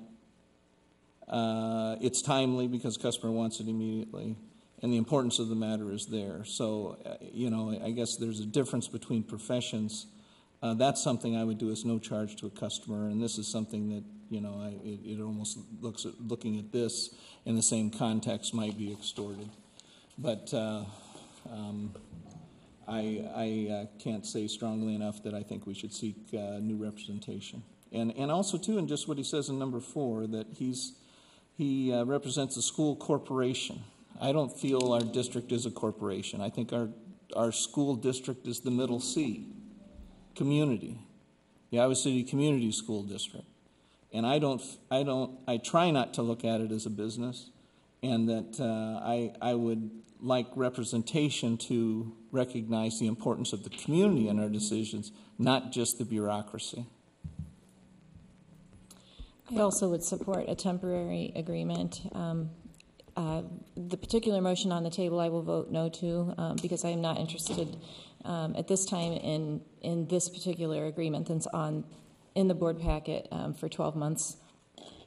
I would support doing something like 60 days. I would propose that the board meet in closed session and evaluate whether we think the performance of Joe Holland meets what we would like to see. I think that's something that should be done in closed session, not at the board table, if we're going to talk performance anyway. I will vote no on the particular motion on the table. Is there any other discussion related to the motion on the table?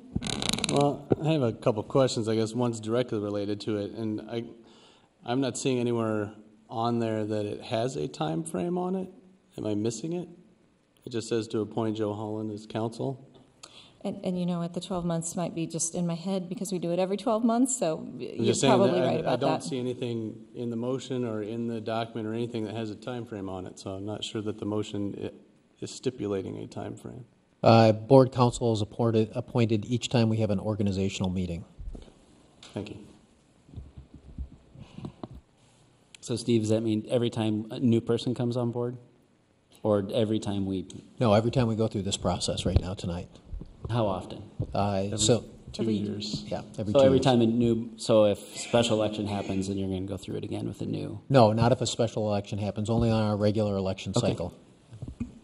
However, didn't we do it a year ago? Yeah. We do it annually. Yeah. Yes. Yeah. It's So required to be done whenever every we 2 change years. officers. Yes. And Steve, there were some questions posed related to this contract that I haven't seen the answers to yet. Just rough, and I'm sorry if I missed it, just got in our email.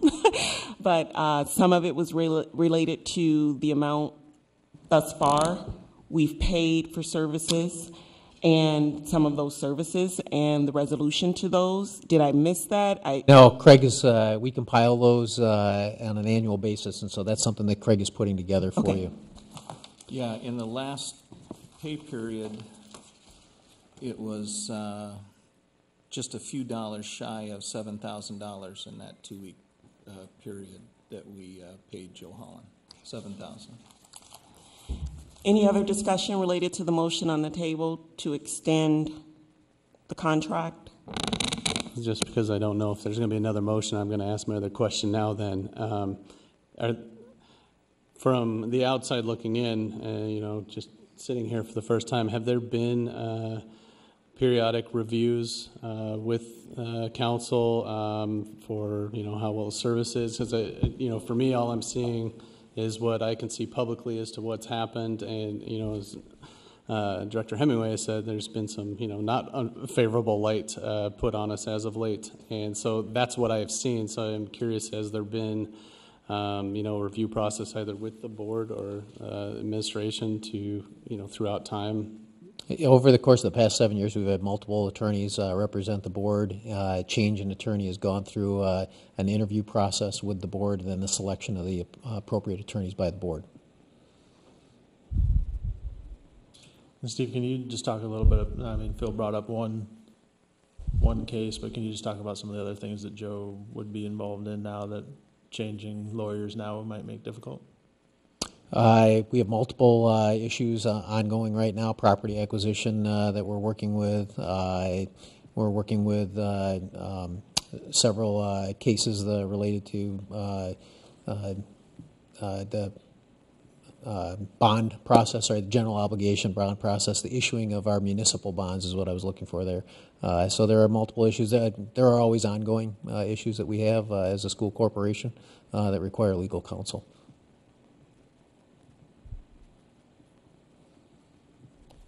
You know, I did second this because we need counsel, but it, you know, it obviously would make people a little gun shy that, you know, 4 board members just got sued based on the advice of counsel, and it's just you know, it's coming in new. I would like not to get sued, you know. So it's but at the same time, I know we need counsel, and I've worked with a lot of folks, and you know, I read Joe's letter, and so. You know, we need to go forward with counsel. Well, the one thing I'd say on that, I share your sentiments about not wanting to be sued. I also don't want us to violate the law. And essentially, we were on the wrong side and denied close to 2,500 of our residents their most sacred right to vote. And that's huge in my view. I just will say, I mean, I can argue this part to death, but it was an opinion that Joe researched, and that's the opinion he came forward with. So it's easy to say now that because the lawsuit has gone the other way that it was a problem. But at the time, I took the lawyer's advice that I'm not a lawyer, so I took his advice there, and I feel comfortable moving forward with him.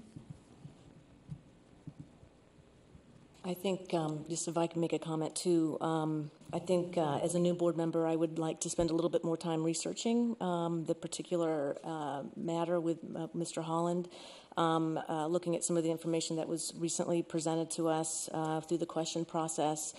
Clearly, we need to have counsel going forward, so we need to maintain some length of time with Mr. Holland and whatever sort of duration that maybe there's another motion that we could put on the table for a shorter duration agreement, but I would actually like a little bit more time to understand the situation. And you know, I'm very used to processes where you have a regular review process, whether it's an internal audit firm that comes in and does your financial audit. I mean, every few years you go through a process of reevaluating and making sure you're getting the services that you need. And I don't know if this is the right time for Mr. Holland or not to go through that process, but I think that's a very healthy thing for an organization, a district to do. So I would personally like a little bit more time to review the matter, understand our cycle of review.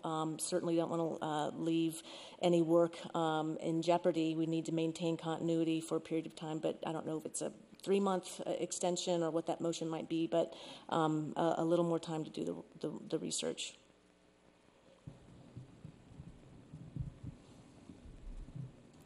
Kim, I think we're ready to vote. I think I might have this, so we'll see if it works. I'll just ask, is there any interest in amending the motion? No. Or should we should move on this one? Okay. Yes. Okay. Online voting is open.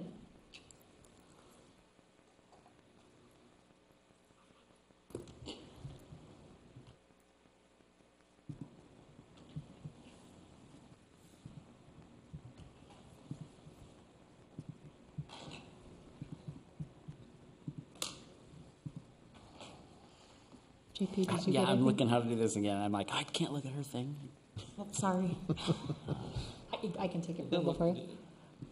Doesn't look like it popped up. Yeah. Are you on the private? Does that go on to the... Refresh and click Yeah, on the item. refresh. And then board click on the meeting. school council item. See if that helps. No, it's not there. It'll come right in the middle if it's. Okay.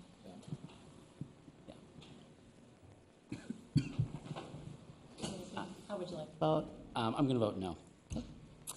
All votes have been cast, and the motion fails with directors Rotland, Godwin, Clausen, Malone, Eystone, and Hemingway voting nay, and Director Ressler voting yay. So seeing and how we obviously can't proceed without council, I'm wondering, is there another motion on the table for a shortened period of time to allow for some of those questions to be answered and to give the new board members an opportunity to get caught up on the evaluation period of our representation? Is there a motion? Somebody want to take a stab at it? Well, I think, I'll take a stab at it. Janet, I think, had a reasonable 90 days is what you're looking at, so something before the first of the year. I guess I don't have our agenda that we just approved in front of me as far as what meetings, what we would have, but I could make a motion that we continue temporarily Joe Holland's representation for 90 days, and then we might put the stipulation of the meeting when we would then make a determination on whether it is continued or not. There's a meeting December 12th would be about the 90-day point. The next meeting would be past that. Are there two meetings in December or just one? No, just one. Okay. Does that seem reasonable, Steve? Or would you like to have go one more into January? Or? January would be the 9th. Okay. So, Just to put in here, I think just for everybody trying to cram something in before the first of the year, I think it just gets super busy in general for folks. And if we maybe wait until just after that first week or two, after the first of the year, so get through the holidays, have a meeting in January, and talk about it then. So you're thinking the 9th? That first meeting in January, the second meeting? Yeah, first meeting in January. Meeting. I'll put in mind, and that would be the 9th of January? that's the first board meeting in January, Okay. yes. I would say that we extend Joe Holland's representation of the district temporarily until the 9th of January, in which we'll make a determination on. Is there a second? Second. Any discussion? Just one clarification question, I guess. Is this something that we need to ask Joe if he's comfortable with doing before we vote on it? I'm sorry, what was that? I guess that's to Craig or Steve. You can certainly direct that question to Attorney Holland. He's here in the audience. Yeah. I guess that would direct my question to you and allow you to answer that as well.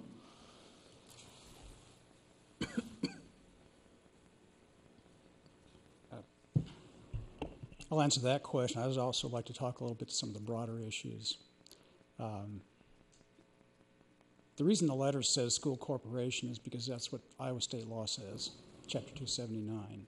I didn't invent that myself, and I regard the corporation as the community. The point in that is I don't represent the board. I don't represent the administration. I represent that bigger body politic, and I take that very seriously. I've defended board members from open meetings law complaints, from campaign ethics complaints.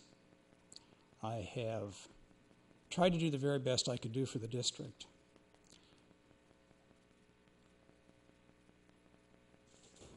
On the Hoover litigation, I did the best I could. I thought, and I still think, the opinion I gave is an accurate statement of the law. As an example, I don't know how many of you are familiar with landlord-tenant litigation that started in Johnson County in December of 2010. My opinion was that the provisions that were challenged were lawful. At least 3 district court judges disagreed in various opinions. I was only involved in a couple of those cases. There were others, but they all basically said the same thing. In May of 2017, the Iowa Supreme Court said, I was right, those 3 judges were wrong. I don't think that the final decision this has been made. There's obvious disagreement about what the law is. It's a area without much guidance. It happened like a lot of legislation does, where one code section says one thing, another's written independently, and then somebody links the two together in a way that doesn't make a lot of sense. And so the job of lawyers advising clients is to try and make sense of that. The job of judges when they're making decisions is to try and make sense of that. I never, anywhere in that letter, said I will be right 100% of the time. I think I've been pretty effective on behalf of the district. What you don't see are the student discipline issues. What you don't see are the staff discipline issues. What you don't see are contract questions. You see the tip of the iceberg, and because of that, you want to cut me off. I find that really somewhat short-sighted on the part of the board. It's very problematic also to propose a short-term extension. That puts me in a position where I should not be taking on anything new on behalf of the district that might go beyond 90 days or beyond whatever date you choose to pick. I've not had an evaluation since I started. I've asked. It's fallen on deaf ears. There's been no opportunity to have a meaningful evaluation with the board. Instead, what I get is criticism in public meetings, criticism by the public, criticism on social media. That's not a very fair way to treat, I'm not an employee of the district, but I just think it's a very fair way to treat people you want to depend upon. It's not that I'm unwilling to continue. I didn't ask for this job. I got this job. I was recruited by the board when the previous attorney resigned because they just couldn't do it anymore.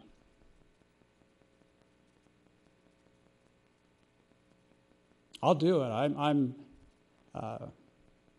I think I've done a lot of good for this district. I have three children go through the school system here. I have zero personal stake in what happens to Hoover School. I have no grandchildren in the school district. I have no children. I don't live in the Hoover district. I used to vote there because I lived in that district.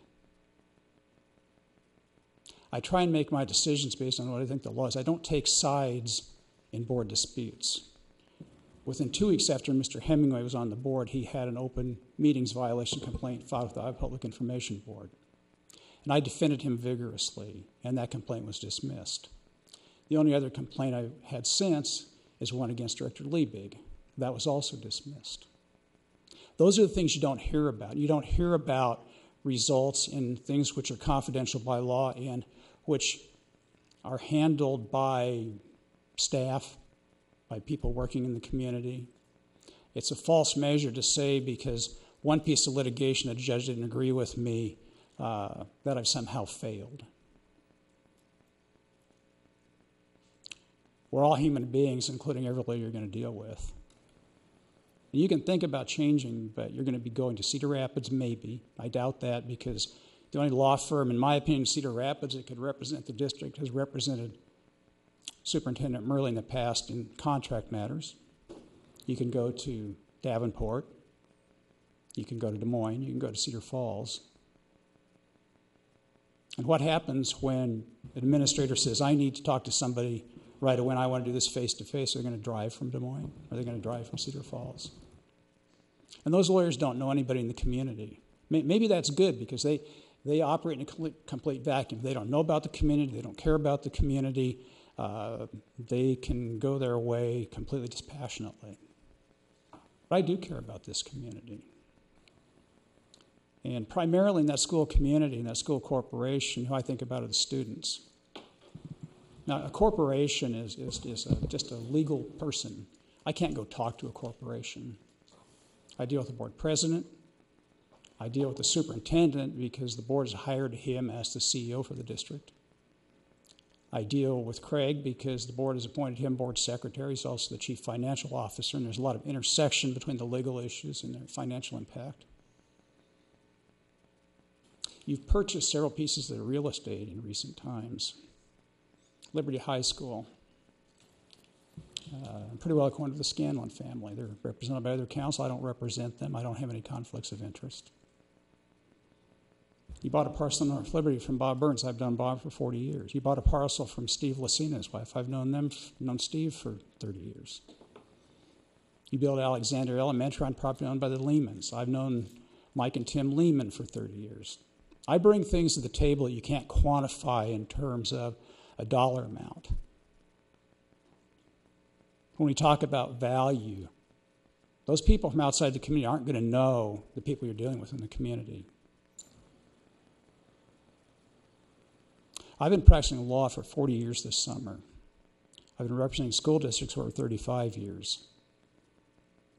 I never, ever claim to be the expert.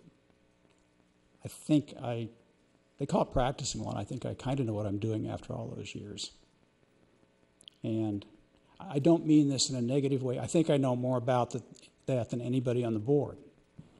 4 of you have never been on a school board before. The rest of you have a collective 5 years of experience.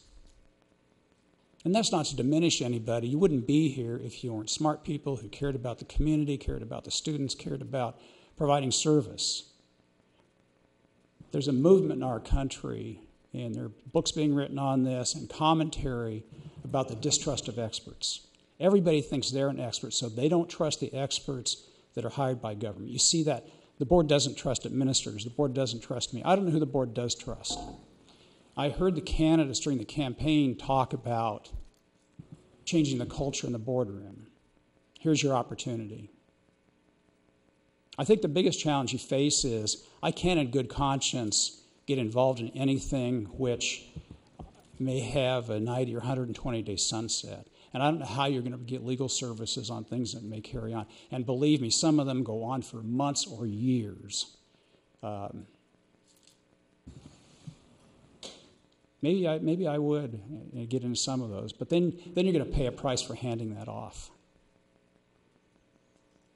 And Director Hemingway quoted some of the factors, not all of them, that go into a fee. I didn't invent that. That comes out of the rules of professional responsibility for lawyers, the things you're supposed to think about when you're setting a fee. Every month I get a report, and we break it down by category, and I go through those for all my clients, not just for the school district. And invariably, I mark down some of those bills, and some for the district, because I am a real believer that what you charge for is value. And I hope Mr. Hemingway remembers that mechanics invented flat rate books before lawyers invented flat fees. You go to an auto mechanic, they look at the book and says, here's the charge. It doesn't matter if it takes 5 minutes or 5 hours. Sometimes they win, sometimes they lose. There's a quote from Oscar Wilde I like, which says, a cynic is someone who knows the price of everything and the value of nothing. And all I ask you to do when you make a decision about this is to think about the quality of representation for the district, people who care about the district, and my life will go on. I have lots of other clients. I don't really need the district as a client. I started this job because I thought I could benefit the district because the former attorney said enough is enough, and there was a state of turmoil, and the turmoil was worse. I was hopeful that tonight there would be a turn for the better, and maybe there is, and maybe sending me packing is a way to end some of that turmoil and for the board to be cohesive. So I'll abide by whatever decision you make and try and make the best of it. I'm also a professional that doesn't walk away. I'm not going to leave the district high and dry if you give me a 1-week contract. It's not really a contract. It's an appointment, and most districts do that. There's not a single other school district I represent where there's a written engagement letter like that. And I've represented some of those districts for 30 and 35 years. And I've been criticized in some of those because I'm going to be wrong sometimes. I do not think I'm wrong in the Hoover case. But I will be wrong. We're all human beings. You're going to make mistakes too, I'll guarantee it. So I don't really have a lot more to say. That's a long-winded answer to your question. And if you have other questions, I'll entertain those. Joe, I have a comment. I seconded Paul's motion because I'm inclined to move that agreement forward for the full time. But after hearing the discussion from our fellow board members, you're right. All we know is the tip of the iceberg because that's all we know. I didn't know who you were. Now I'm a lot more inclined to vote for you because I hear what you say. You've introduced yourself, and I'm not faulting you for not doing that. I'm just saying we're all brand new. So to ask us to vote on a really big thing when there has been this public contention, I mean, that's a hard thing to do as a board member because we are new. And so I think that's why I'm sure this would pass unanimously, at least to give us that 90 days. I'm absolutely, right now, inclined to continue that after that, to give you that, peace of mind just based on these 5 or 7 minutes. But coming in, I didn't have any of that information. I didn't know any of the things, the detailed things that you've done. And those are the things I really care about. And when I look at council or when I work with folks, say at a bargaining table, I don't have to agree with somebody all of the time. I want competent advice. I want to know that you know what you're talking about, and I want to be able to trust you. I can't do any of that from what I saw on the board doc. It's not enough information for me personally. So that's, I hear your frustration, and I can understand that as somebody who's trying to do right by this district and who's from this community. I appreciate that. I personally have asked some critics, who else can do it? And I haven't heard of one single name, ever. And people usually like to criticize, and they have no idea what to replace it with. And I'm not going to do that. I'm not going to throw us into chaos because, I might be mad about one issue or, even getting sued, frankly, because there's two sides to that. But I just want to let you know that I've certainly have heard you, and I appreciate that. But coming into this, we didn't have a lot of information. I don't think any of us had any of the inside information, of course. We wouldn't as just members of the public. So, and I just wanted to clarify, you're absolutely right. We would love to have had more information regardless of, besides the one case that everybody knows about. And that's what one of those questions were. I asked for essentially a list, not necessarily the nitty-gritty details of what you've represented for us, but just maybe a summary title and a resolution of that. That's what I asked for. I don't have that. I would love to have had an evaluation of your performance from the retiring board. We don't have that either. So it's not an assault saying that as new board members, we don't think or we've came in with the decision that you're gone. We're counseling you and looking for a new representation, but we have to do our job. We were elected to thoroughly look at the information presented or enough information to make an informed decision, and it just wasn't there for us. And we asked some questions. I'm hopeful that information will come soon. As I've heard, Craig is pulling that information together. So I don't want you to think that that was done in a way where our decision has been made that we want you gone. We want to make a well-informed decision based on all of the facts and not just one that's been thoroughly reported on by not only the media, but also our community. I would just add, one of the things that Director Kirschling noted as he was making his final remarks was, design a good process, follow the process, and then reap the benefits of the product. And so for me, I'm trying to understand, as I'm a brand new board member, I think 45 minutes in, I'm looking for good data, good information, a good process to follow before I make a vote in what felt like not me being able to go through a process of learning and understanding the full situation. This is not to be disparaging at all. Your service is clear, and the length of service is clear. I'm just trying to do my proper due diligence as a board member to understand the full situation. So I'm hoping those are some of the next steps that we can take to look at the full body of work, understand what has been done, and then come back with a recommendation for a longer engagement if that's what we end up deciding. So again, it was just me being new, needing more information in order to make a decision. And I would just like to add some clarification. I'm going over what's in here as far as how we're charged. The assumptions you made about my business are incorrect. Many businesses do a flat rate book. I never have. You're welcome to talk to any of my customers. Steve Murley was one. And that I charge actual labor for actual work. I always have. I did that when I started off with my customers because that's the only way it's fair to both sides. A lot of the work I do wouldn't even be in a flat rate book. I do a lot of work on outdated, obsolete pieces of equipment and do that for my customers. And I'm in business because they think I'm doing it fairly. And so I just wanted to clarify that misrepresentation. The only thing I'll add is just what I said before, that I feel like if you would like it anyway, that it's fair for us to do any kind of evaluative discussion in closed session, unless you prefer that it's done in open session. I guess I'd have to check into the rules on that. But my personal thought is that if we're going to do evaluation, we should be fair to you about that in the public regard.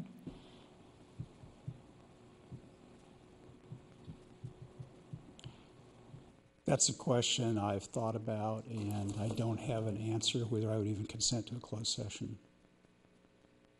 I think there are certain parts of communication it could facilitate.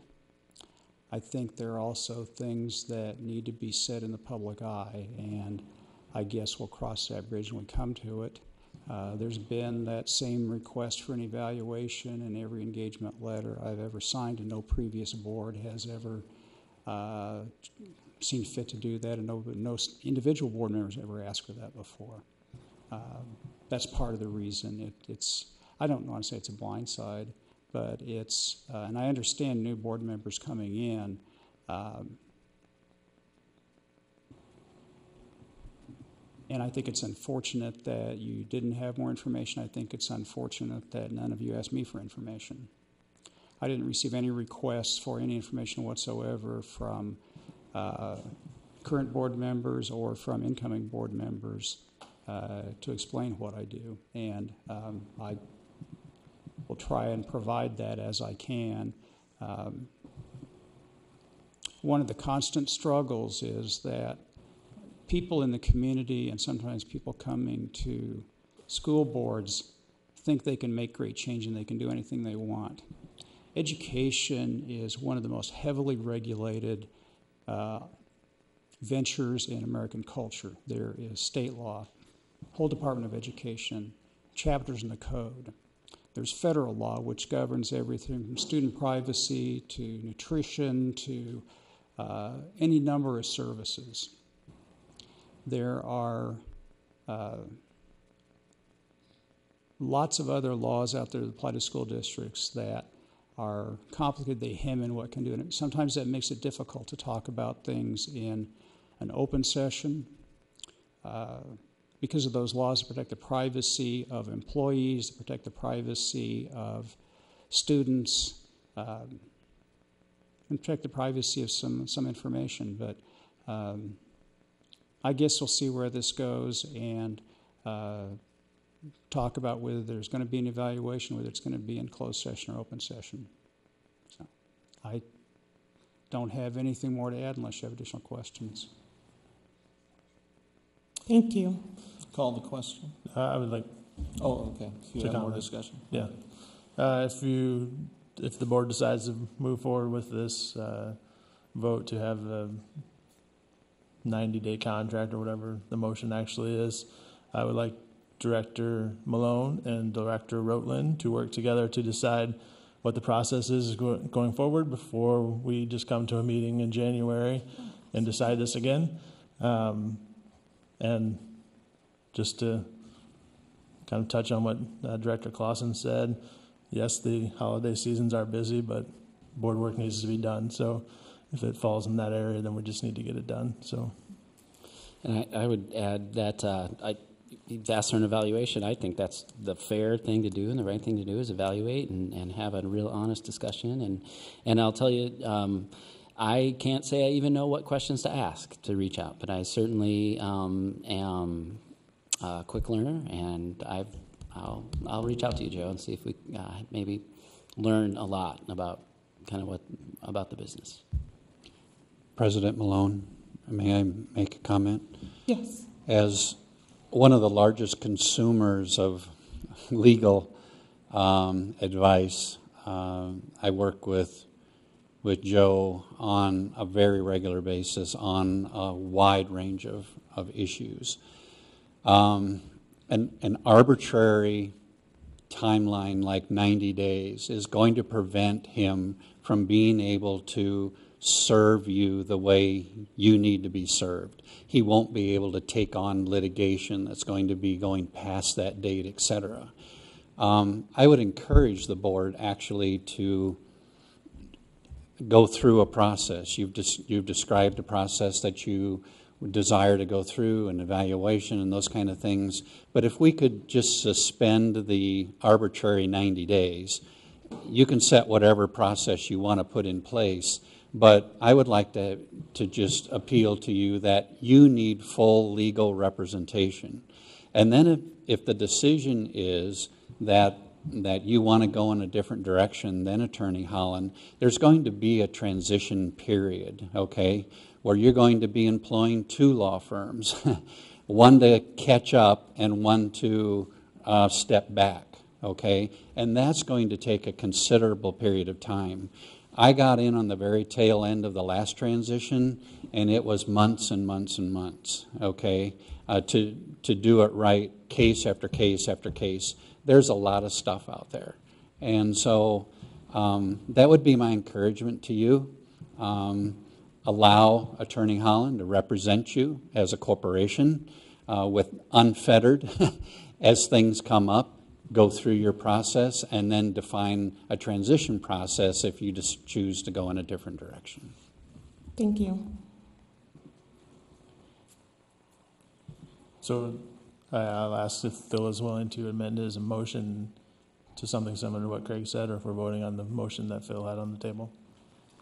Craig, can you, I mean, you say months and months, and we're saying 3 months. Is it 6 months? Was it 8 months? Was it 10 months, 11 months? Do you seem to I'm just trying to get clarification. Do you recall the transition period before? I was working with Kirsten Fry a year and a half after the transition was made, because I had to go back and get institutional knowledge that wasn't brought forward, all of those kinds of things. It was an extended period of time. So you're saying no matter what? I can't give you a specific date. Okay.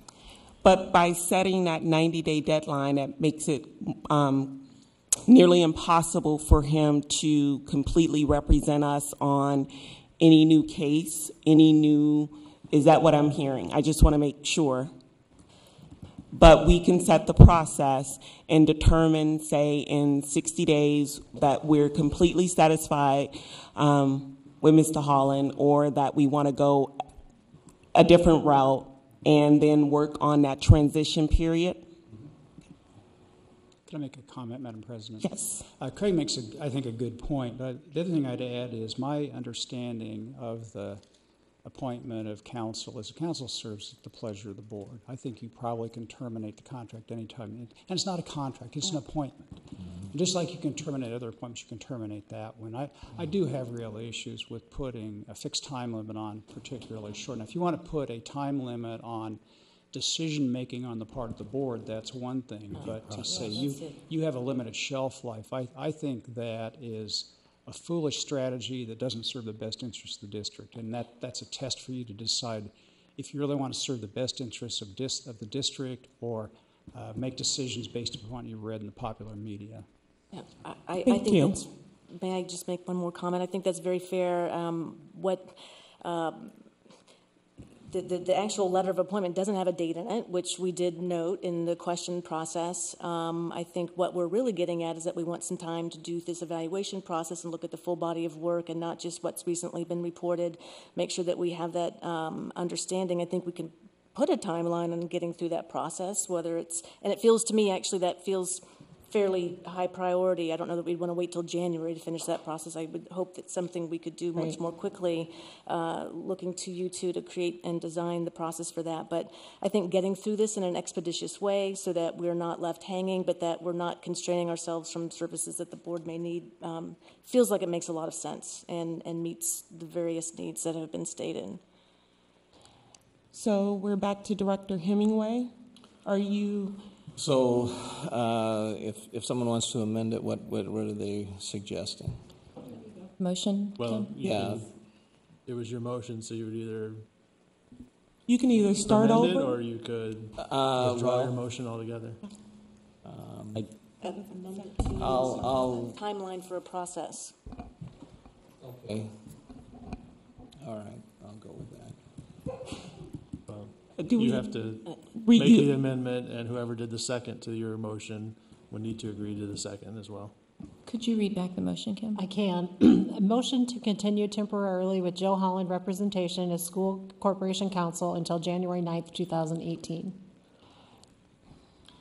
Well, we'll take the time limit off and say that we will conduct an evaluation.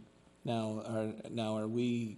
I guess I didn't see any, and maybe I missed it, that we could terminate at any time without penalty. Yes. Okay. He serves at the pleasure of the board, and if you decide in February to part company, you'll part company in February. Right. Right. Okay. Or whenever. Okay. So yes, I'll take the time limit off and just say that we will evaluate the present representation of council. Which allows him to then, with establishing a review, and I guess an ongoing process for reviewing council in the future. Let Kim read can what bring she it back. has, and then whoever made the second should. Okay, so I have a motion to continue temporarily with Joe Holland representation as School Corporation Counsel while evaluating representation of council with establishing a review process. I mean, second. The second was Lori or Janet. Oh, Lori. I think it was Lori. That's yeah, what I seconded. I don't know what we do when there's an amendment. Craig? Yeah. Would you like to withdraw the motion? I think the best thing to do is let's Phil withdraw the motion and have someone else make the motion. And I withdraw my second. I withdraw the motion. And Lori, you second it? Yeah. Okay. So, go ahead. Just being honest.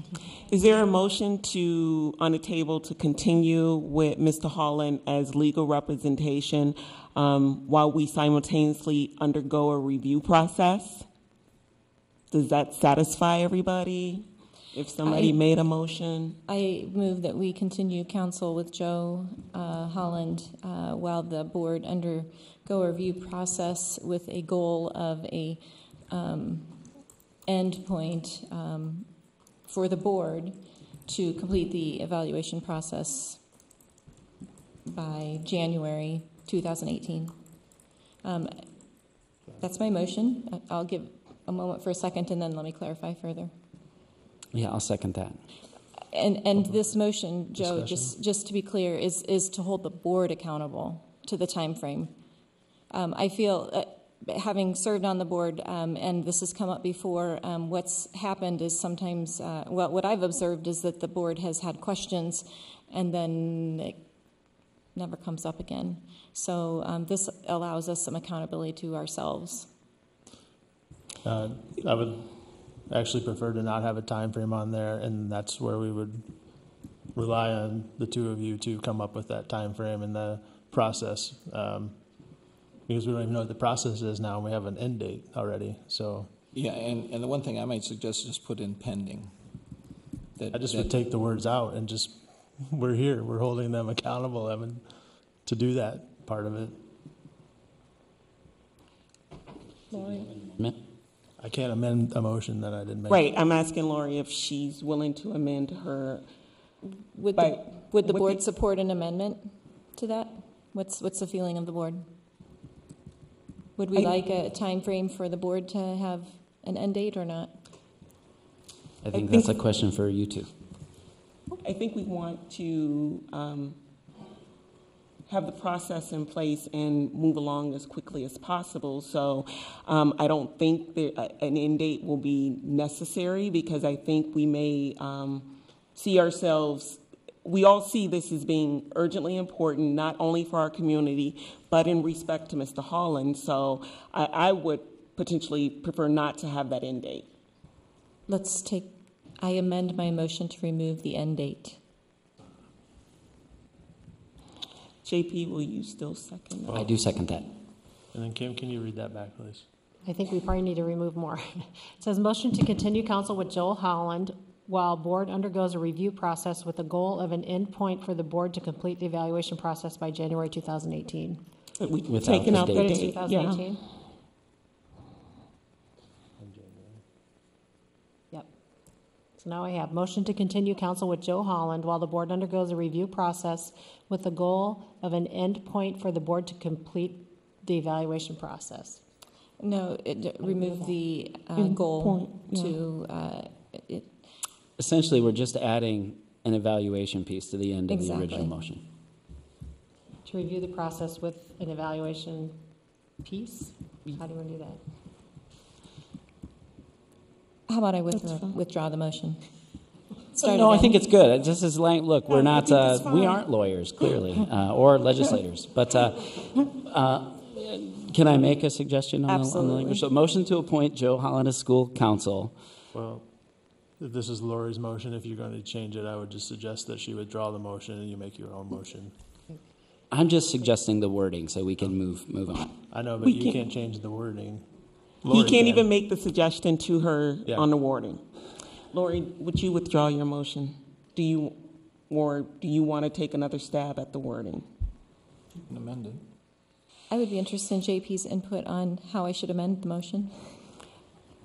Just motion to appoint Joe Holland as school corporation counsel and to develop an evaluation process. And if you want to add led by the board president and vice president, I think I want to say that's what we talked about. And that wraps it up. Support that amendment.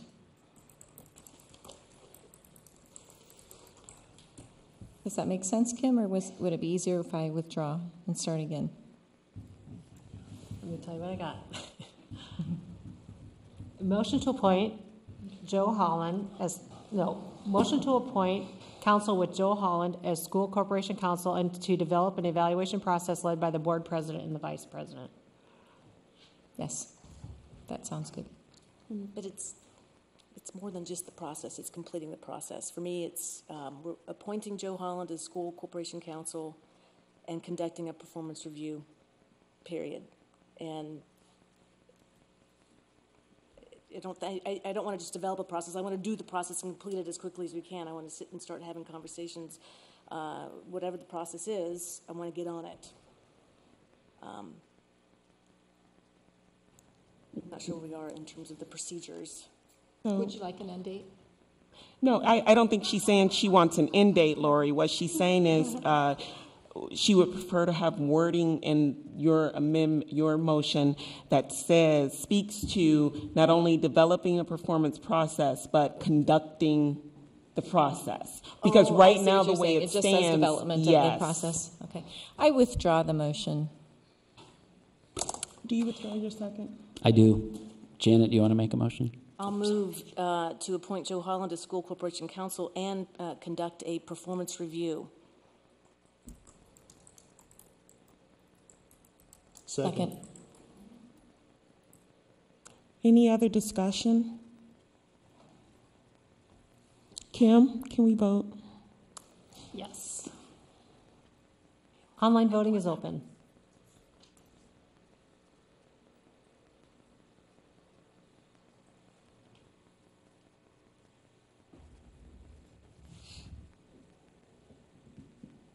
I know you're looking at me, but it's not popping up. Shall I get anything? How would you like to vote? I vote yes. Thank you. All votes have been cast and the motion carries with Directors Rotland, Ressler, Godwin, Clausen, Malone, and Eystone voting yea and Director Hemingway voting nay. Thank you. We promise it'll get easier, maybe? Next item on the agenda is the Delegate Assembly Representative. Just a quick note, so that is the Delegate Assembly for the Iowa Association of School Boards Representative Delegate. Brian's done it in the past. I was going to say, I can't remember it. None of the rest of you have? All right, so that gives you the opportunity to attend the Delegate Assembly at the Iowa Association of School Boards and vote on behalf of the Iowa City Community School District during floor votes for the IASB. I guess the first question would be is who is planning on attending the ISAB convention besides myself? Is there anybody here that was already planning on attending? Paul? Planning on attending. Paul and Lori? I'm planning on attending as well. I was too. And I would be willing to serve if the board so pleases. One quick note, it does conflict with some of the professional development opportunities that IASB does present. So just an FYI for you that there is some overlap with those. Is there any? I move we approve Director Rotland as the director to serve as the delegate assembly representative for the ISAB delegate assembly and annual meeting. Is there a second? Second. Any discussion? If it's okay with you. Yeah, I'm willing to serve, and I'm aware of the conflicts and have evaluated that. I feel it's important for the new members to be able to attend those sessions. I've attended, so I'm all right with that. Any discussion?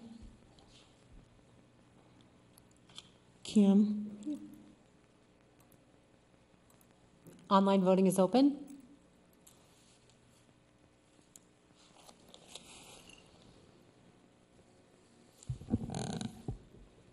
I'm voting yes. Thank you. All votes have been cast, and the motion carries with all directors voting in favor. Okay. Next on the agenda, we have the adoption of all written policies, guidelines, rules, regulations, and procedures per Iowa Code 279.8. I move we adopt all written policies, guidelines, rules, and regulations and procedures. Second. Any discussion? Kim? Online voting is open. I'm voting yes. Thank you. Man, yeah. Cast, and the motion carries with all directors voting in favor. Next, we have on the agenda the adoption of all written student, staff, and district handbooks. I move we adopt all written student, staff, and district handbooks. Second. Any discussion? These are just the West High student handbook with all the schedules. That's correct. Any other discussion? These can all be found on the website that's listed on there in blue. Kim? Online voting is open. Yes. Thank you.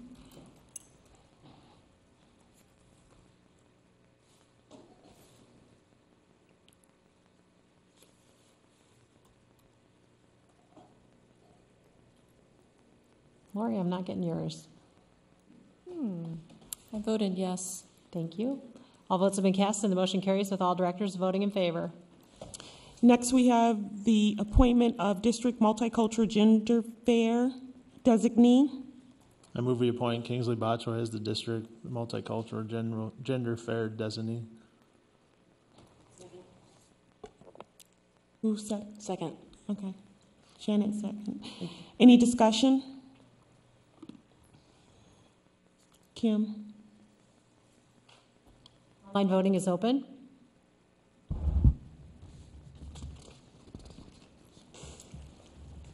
So yes, JP? It was a rock on. It worked this time. All votes have been- And a yes. All votes have been cast, and the motion carries with all directors voting in favor. Next, we have the appointment of level 1 and 2 investigators. I move that we appoint level 1 and 2 investigators as recommended in the enclosed document. Second. Any discussion? Kim? Online voting is open.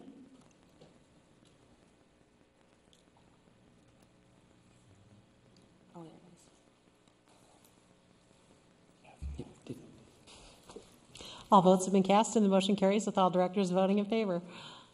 Thank you, Kim.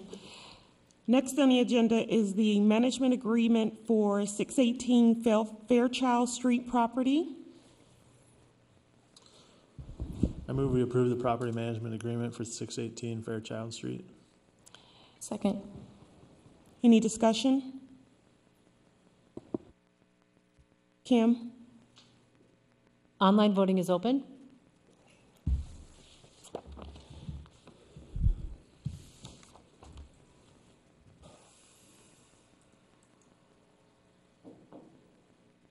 All votes have been cast and the motion carries with all directors voting in favor.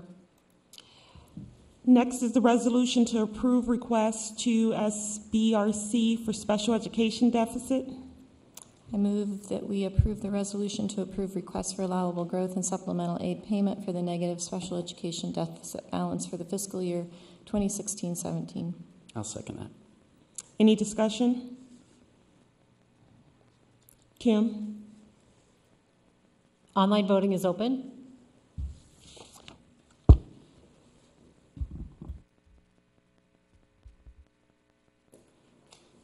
All votes have been cast and the motion carries with all directors voting in favor.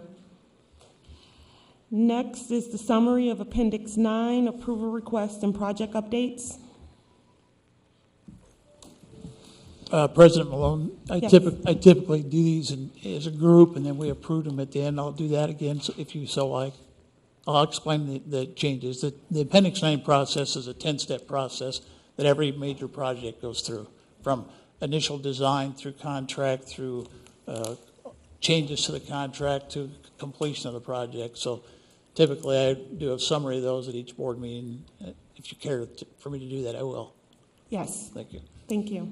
We have 6 projects tonight with seven requests. The first one is the Hoover East new elementary school. We have a step 8 change request there, and in review of the final documents, getting ready for closeout, we recognize that we forgot to include testing and balance of the HVAC equipment with the commissioning contract that we awarded some time ago.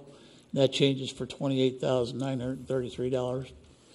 The second item is Liberty High School Athletic Complex, and we have awarded in the past the design contract to design Phase 1 and Phase 2. It was a combined design effort. We get into Phase 2. We're doing some additional design work. We decided to add some solar panels to the bus facility that will be located on site to the east. We also have some buildings to demolish. We have some fences that we need to change. We also are redesigning the tennis and soccer fields. So this changes for $120,000. That's the same one that I brought to the last meeting we discussed to carry forward to this meeting. So.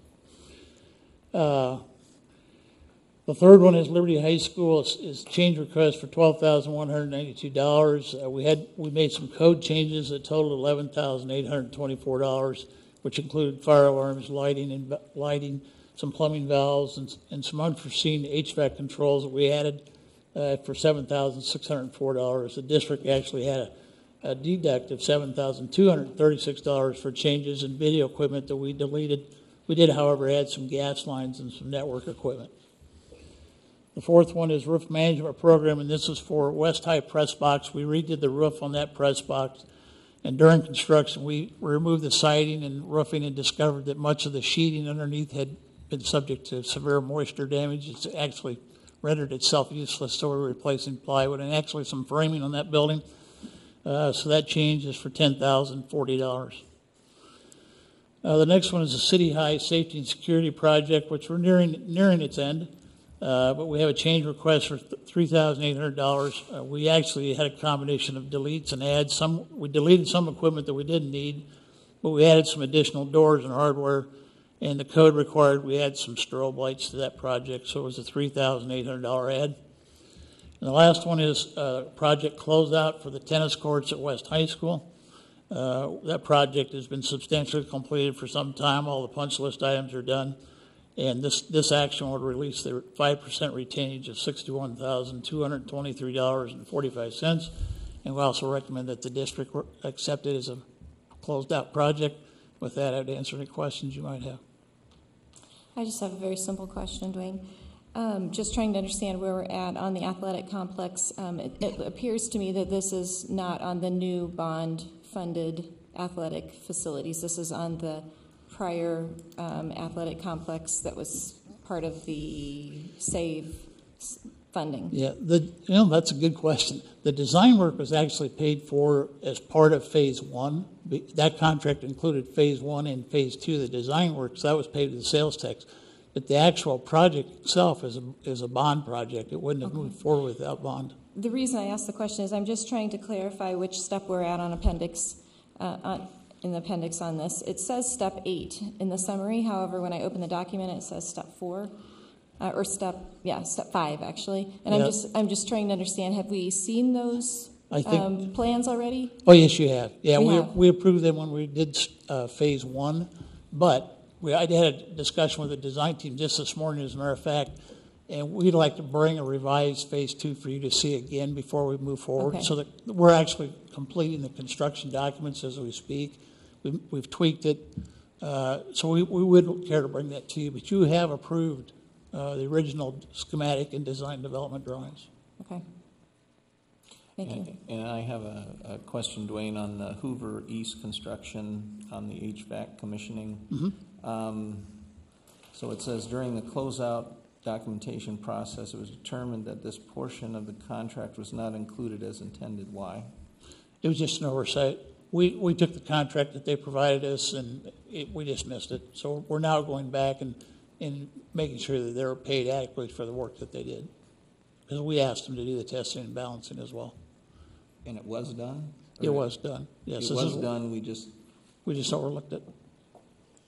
The contract itself that we brought you many moons ago was for commissioning. And you have had this discussion and maybe for the benefit of the rest. Many times, every time it comes up. But the other board members, the commissioning is a process that's required by state law to ensure that you get all the mechanical systems that work properly and that they work with each other, that they operate effectively.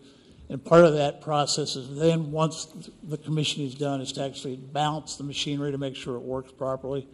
When I first got here, we had a project that was not operating. It was a brand new school. It's a good process that we go through to make sure that the equipment talks to each other. That's the commissioning part. And the testing and balancing is to make sure that it's delivering 70-degree heat or 68-degree cold air, whatever it's calling for in the proper place. So that's the balancing part of it. And when we did the original contract for commissioning, to answer Director Hemingway's question, that testing and balancing was left out of that contract. It should not have been. And we have talked about this many times, and many times you also brought it to my attention that they're watching the installation and everything like that. Now, was that done? Yes. Okay. Absolutely. So just the end process of what we contracted for them to do has not been, is in the process of being completed or has been completed. That is correct. And actually, they're still at Liberty and Hoover Elementary both making sure the final systems are still operating. It goes on for a while, but yes, they have done all the work. This isn't a specific question on any items in Appendix 9. It's more of a process question as I'm trying to learn. And I'm sorry I didn't get you this question before the meeting, Dwayne. I'm hoping maybe if we have a meeting I can get this from you. But I'm just looking for some information on what the steps mean, right. The definition of them, and sort of the flow through, and sort of what we can expect at each of the stages. I'm anticipating as we start moving forward. Yeah, this doing the document, bond work and the next stages of projects, just having a good understanding of how this works. this can be a very confusing and complicated process, but as part of the onboard process for new school board members, we always discuss the Appendix 9 and the different steps that are involved. Okay. So we'll make sure you get all that information. Okay, thank you so much. Any other questions for Dwayne?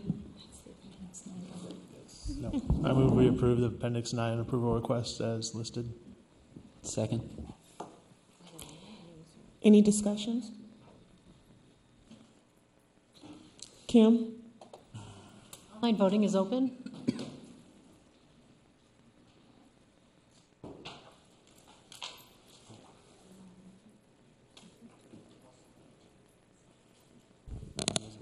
All votes have been cast and the motion carries with all directors voting in favor. Next, we have agenda setting for our next meeting. Sorry, I thought somebody was saying something. Yeah, we're doing for the 10th?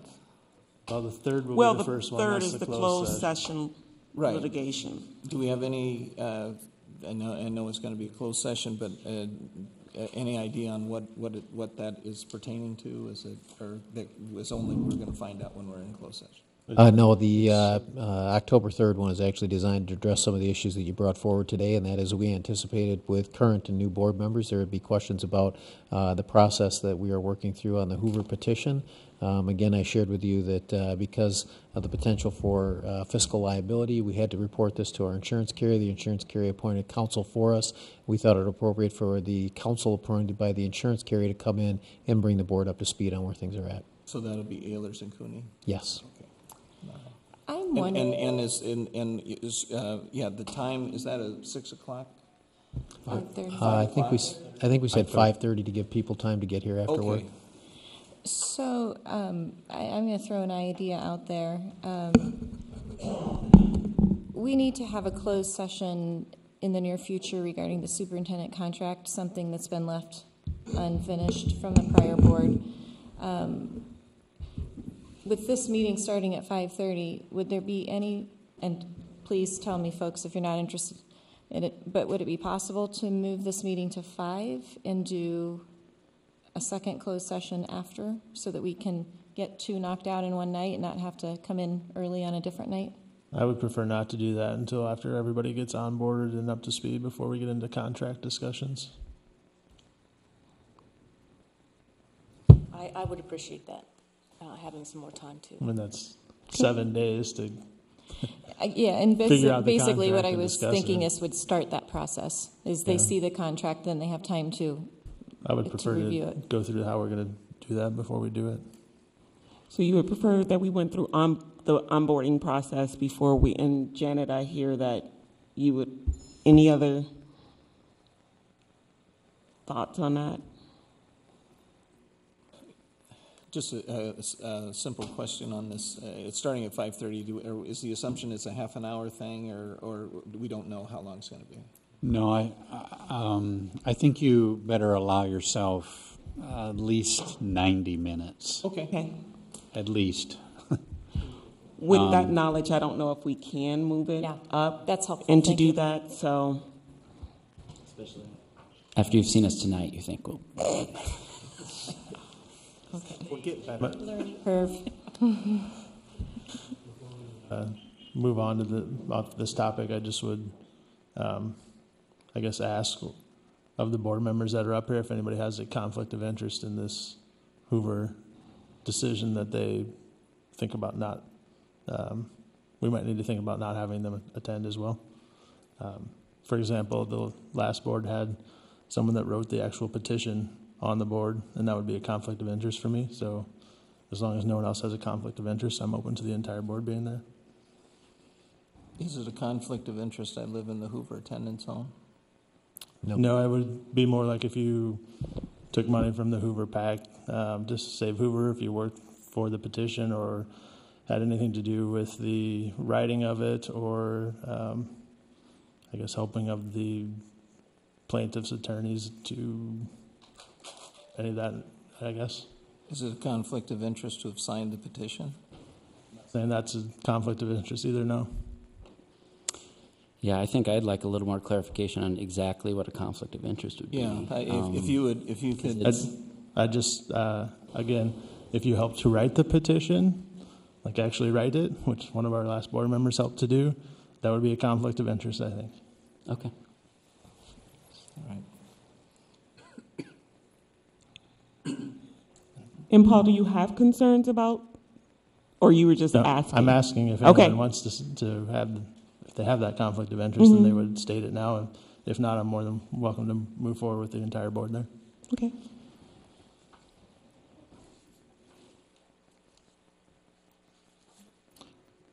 So I don't think we have to really discuss anything. We can just move to the Right. next agenda. I was just making sure that we're done with that. So the next one is the October 10th board meeting. And I'll just, in full disclosure, the October 10th is my 25th wedding anniversary, and if we could kind of keep that at a small amount timely, I know my significant other would greatly appreciate it. And at that, I will also talk about adding something to that discussion after saying that and getting myself off the hook.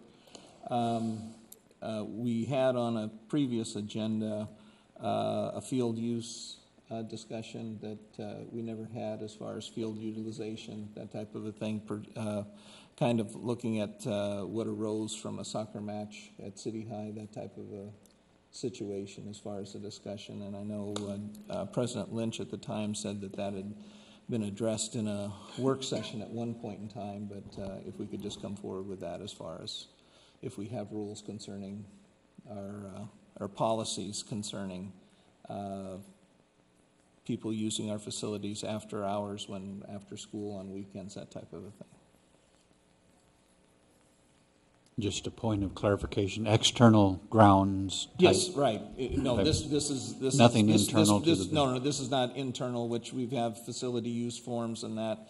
This is just playgrounds, soccer fields, football fields, that type of a thing, on weekends and evenings. That it was the reason I brought it initially was incidents coming about when two independent groups wanted to have a soccer match on our soccer field on a Sunday, and events that arose from that, and just kind of this general discussion on that, so we know if people want to go and do that, what's acceptable, what's not.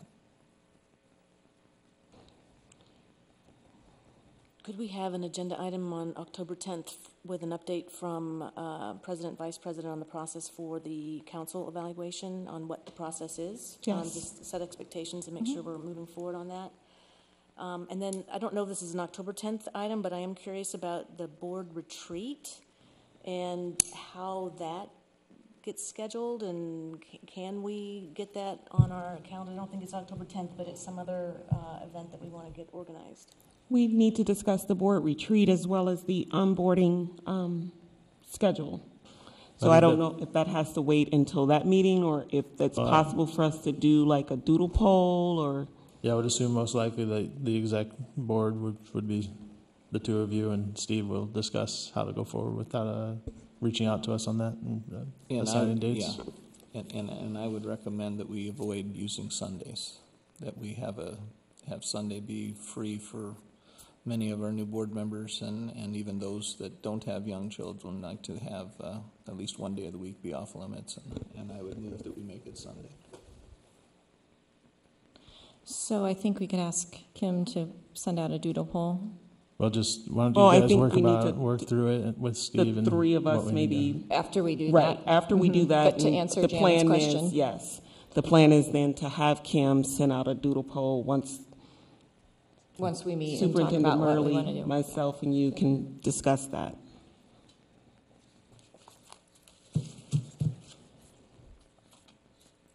Okay. Anything else for the October 10th meeting?